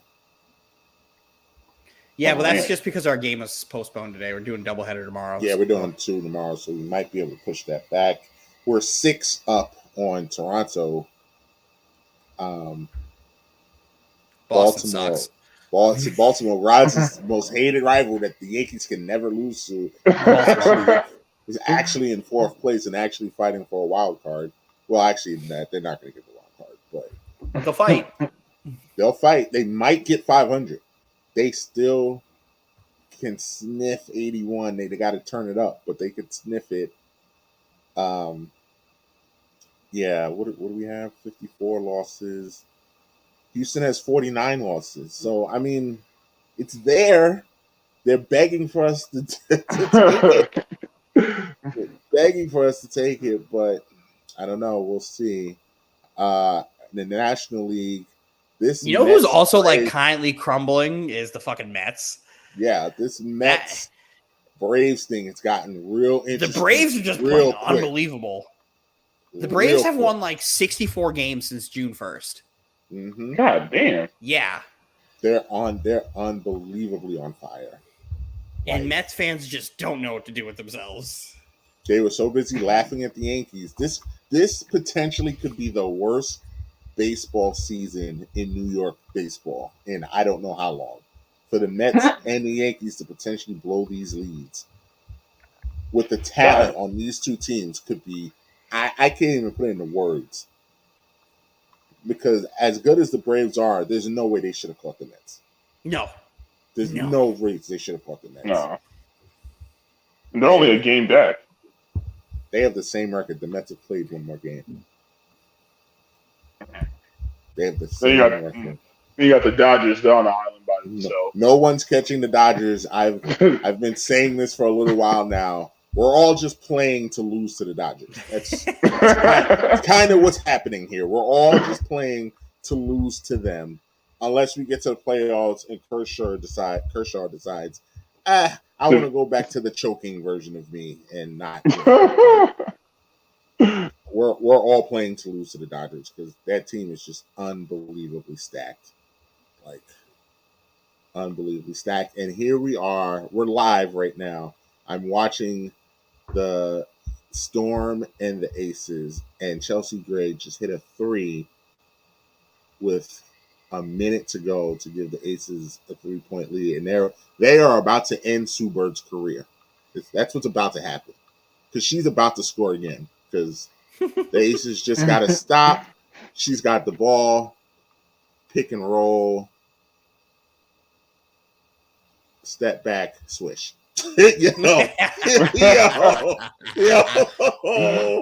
Yo. I said this in the chat a couple days ago. Male or female, give me Chelsea Gray with my life on the line. That ball's going in the hoop. That girl is a killer to another level. Shout out to Becky Hammond. Oh, Becky Hammond's about to get a chip. Shout out to Becky Hammond. Would have loved to see her get an NBA job. Oh, the NBA team should have stopped a lot. It's ridiculous Becky Hammond's not a coach in the NBA because, like, she's a Hall of Fame player. The way that she schemes, the Aces is unbelievable. She puts all those players in the correct spot every single time. Every time. Like, Becky Hammond is going to, whichever owner decides to grow up and wake up and realize it's 2022 and give her a job, not going to regret it. Not going to regret it. I just hope it's not the Orlando Magic. That's all I hope. I don't know, man. I think the Magic could be a really fun team this year. I really do. What's fun? 30 wins? 35. I think they're going to be really fun to watch. Like, they may not win a ton of games, but you'll be like, yo, they're a couple pieces away from, like, being knocking at, like, 42, 43 wins. And then that's like, so if the Eastern Conference is about to be really fucking deep. So if you were on a family vacation to Orlando, Florida. I'm still not going. I'm still not going to fucking Orlando. Orlando Magic. If the tickets is more than $20, I'm not going. Yeah, I'm not fucking What if they throw in free food? A fucking Mickey Mouse shaped chicken tender? I'm all set. I don't know. They're playing the Kings. They're playing the Kings. A popcorn ball. Popcorn bucket looks like the fucking wait. It's a girl's birthday. She said she wants to go. You could go by your fucking self. Absolutely not. I swear to God, if Chinese ever was like, "Oh, do you want to go to Orlando Magic game? You know how it's fun. Kings. You want to go to Orlando Magic game? No, I'm good. I'm good with that. Magic Kings. You want to go to Orlando Magic game? You want to see me do some Orlando Magic? Oh man. Oh no! I probably only go to a Magic game if they're facing like a good team. I do, but they have so many young players that I actually really enjoy. That's what sucks because I really like Jalen Suggs. I really like Cole Anthony, and I fucking love Paolo Banchero. I still think Paolo Banchero is the best player that can't come out of this draft, and he's going to average like 19.5 points a game, probably close to a damn near triple-double. Yeah, Chet's out for the year, so. Yeah, but I never believed in Chet to begin with. And neither did I. No, I hate this whole like, oh, he's just another Kevin Durant. Like, you're not. Kevin Durant was thin when he came out, but he wasn't Chet thin. Yeah, Chet needs to build a couple. The problem is Paulo has a 24-year-old body at 19, so it's not really a problem. But like, that makes him NBA ready. He has a developed body, which like you don't get at 18 years old. So that gets to accelerate the Magic's like building process like 3 years because they don't need to wait for that to develop. It's just like with the Timberwolves. Anthony Edwards has a grown man body. Like he's got size, he's got a lot of muscle. That accelerates their growth by like 3 years because you don't have to wait for him to age. Now he's just going to get taller because he's still like 19 years old. So if he gets to 6'6" with that frame, and like he's scary. That's what's scary now. He looks like he's 6'6". He's 6'4", 6'3", 6'4". He just grew another inch. He looks like a tank out there. Yeah. There's no. When I saw that he was 6'4", I was like, "That's no fucking way." There's no way he's 6'4". But no, Paolo's gonna be sick. He reminds me of Ben Simmons when he came out, except with like a better jump shot. His ability to play make, his defense, his size, he just has everything you'd want out of somebody who's 6'10", 6'11", at like 220 pounds. Yeah, I love Paolo. Paolo's gonna be a lot of fun. The Magic are gonna win a lot of games eventually. Eventually. But yeah, we don't have any trivia tonight. We're gonna save that. We will be introducing a new segment next week when we have a full house. We'll have guests on throughout the season. If you want to jump in on our suicide pool, just hit any of us up. We will be glad to add you. Oh gosh, before I forget, our fantasy football this year, I don't know where the thing is still. Is sponsored by somebody. I don't know where it is. I don't know where the graphic is. I had it. There it is. Okay. We have a sponsor, like you see on the Little League shirts. Our fantasy football this year. Fantasy Football League. Hit up my man Mike Ortiz at Cross County Mortgage. He will take care of you, get you in that dream house. I haven't seen Mike in a while. It's been a long time. You might see him on here if he finishes in last place and has to come on here and do that penalty. might see him then. Might see him then. As of right now, if we had to go off of preseason, Anthony would be the one. Hell, pay attention to them goddamn projections, man. You should. I stay consistent because they got your Raiders finishing last too. So stay consistent. I know exactly. Yes. It's all fluff. For that. It is all fluff. Thank you. But 5 more days. Well, technically 2 more days. Anthony, what's that sports page on Instagram you always follow and you always get mad at them for predicting something right? Fucking all sports news. Those fuckers. No, they don't get anything right. Every time it comes to your team, they're right. They are literally right. No, they're and you not. get so mad at them. So many horrible fucking takes on one goddamn site. It's terrible. Yet you still follow them. I've been unfollowed and fucking I've been unfollowed. Just shitty takes left and right. Just the records that they had for the NFL teams, garbage. Absolute garbage. They had the Chiefs going like 12-5. Gotta hear that. It's not too far off. You know what their over under is? I don't give a fuck what their over and under is. They're gonna be 8-9 this year. Like I don't care about the I mean, they're set at a 10.5 over under. They're not gonna, like, 12 isn't too far off. But Anthony, they're going 8-9. So what are we putting on this? I'm not putting anything on this. Why don't you want to stand by this? Because I already made a bet to you about the Raiders. No, but I don't care about that. I want a bet on these. I want a bet on the Chiefs going 8-9 and the Patriots winning 10 games. Whoa. One bet at a time, bro. I'll combine them. We could combine them. You said we can combine them? What, do you want a package deal? What the hell is this, man? Yeah, how about this? 2 bottles of Terramana.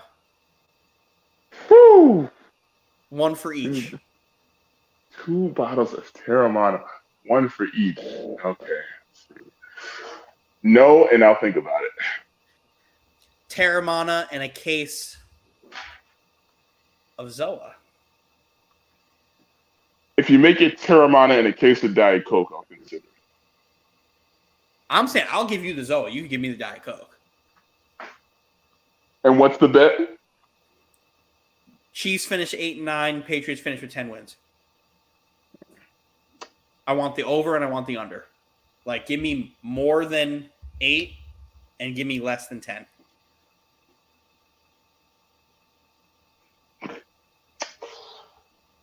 I'll let the people know next week. That's fair. Yeah.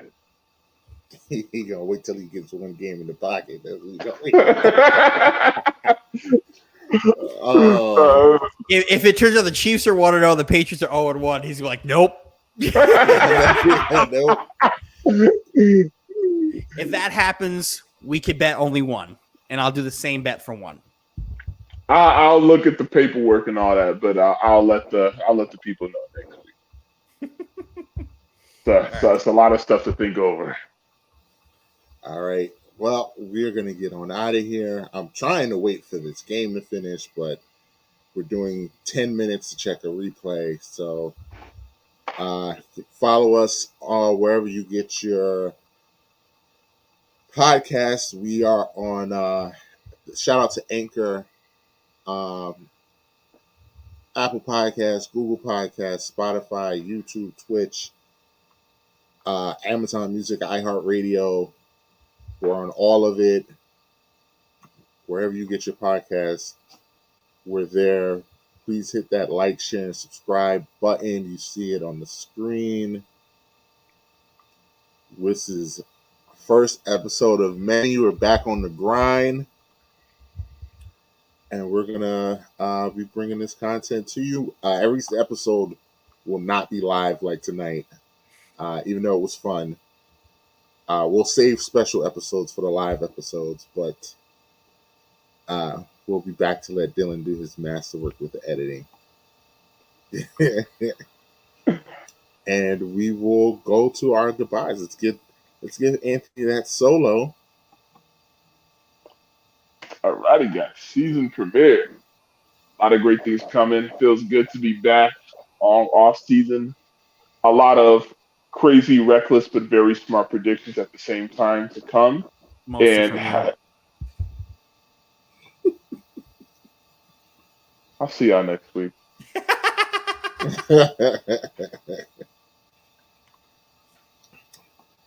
The mad producer. It looks so much better not being in that shitty closet. You notice I'm not sweating like that either. It's fucking sick. I know you've got all this energy. I'm not fucking feeling like I'm in a sauna the whole time. It's wonderful. It's great to be back. In case you guys didn't know, I had a house fire last July, and the house is redone, so we moved back home. Pretty soon I'll be back. I'll be in my attic for creating a little studio to do the pod and Twitch and game and all that stuff. So it's going to be fun times. Look forward to that. JETS, Jets. You didn't say Brooklyn. It's football season. It's football season. He's saving that energy. By the time basketball season comes around, the Jets should be out of it. So Mike, you can suck my ass. That was such a low blow. Yeah, well, the Titans are winning 5 games. Fuck you. all right, you got money on that because I got money on that. Fuck you. I'm gonna talk all that shit.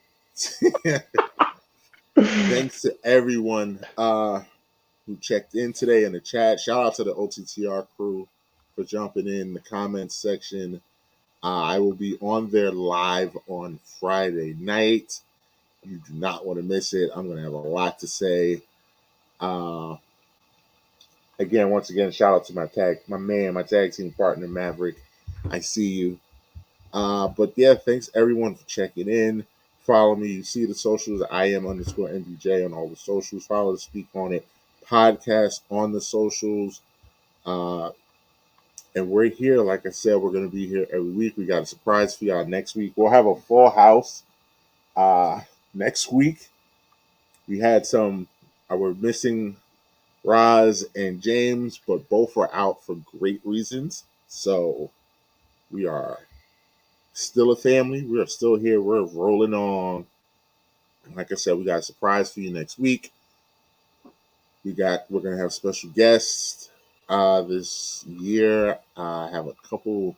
Might have our first sit down interview this season. It is gonna be fun. We're gonna have a good time. The suicide picks, like I said, hit any of us up if you want to jump in the suicide pool. We'll keep you up to date on the fantasy football standings every week. The loser will be doing a penalty live on air. We'll do a live show for that. And yeah, man, we're glad to be back. I'm glad to be back. And yeah, I'm gonna die on that Tannehill Hill. I'm gonna die on it. Back on the grind. I'm gonna die on it. But from all of us, we just say we're back, and we will see you. Well, there's 5 seconds left. I might as well just.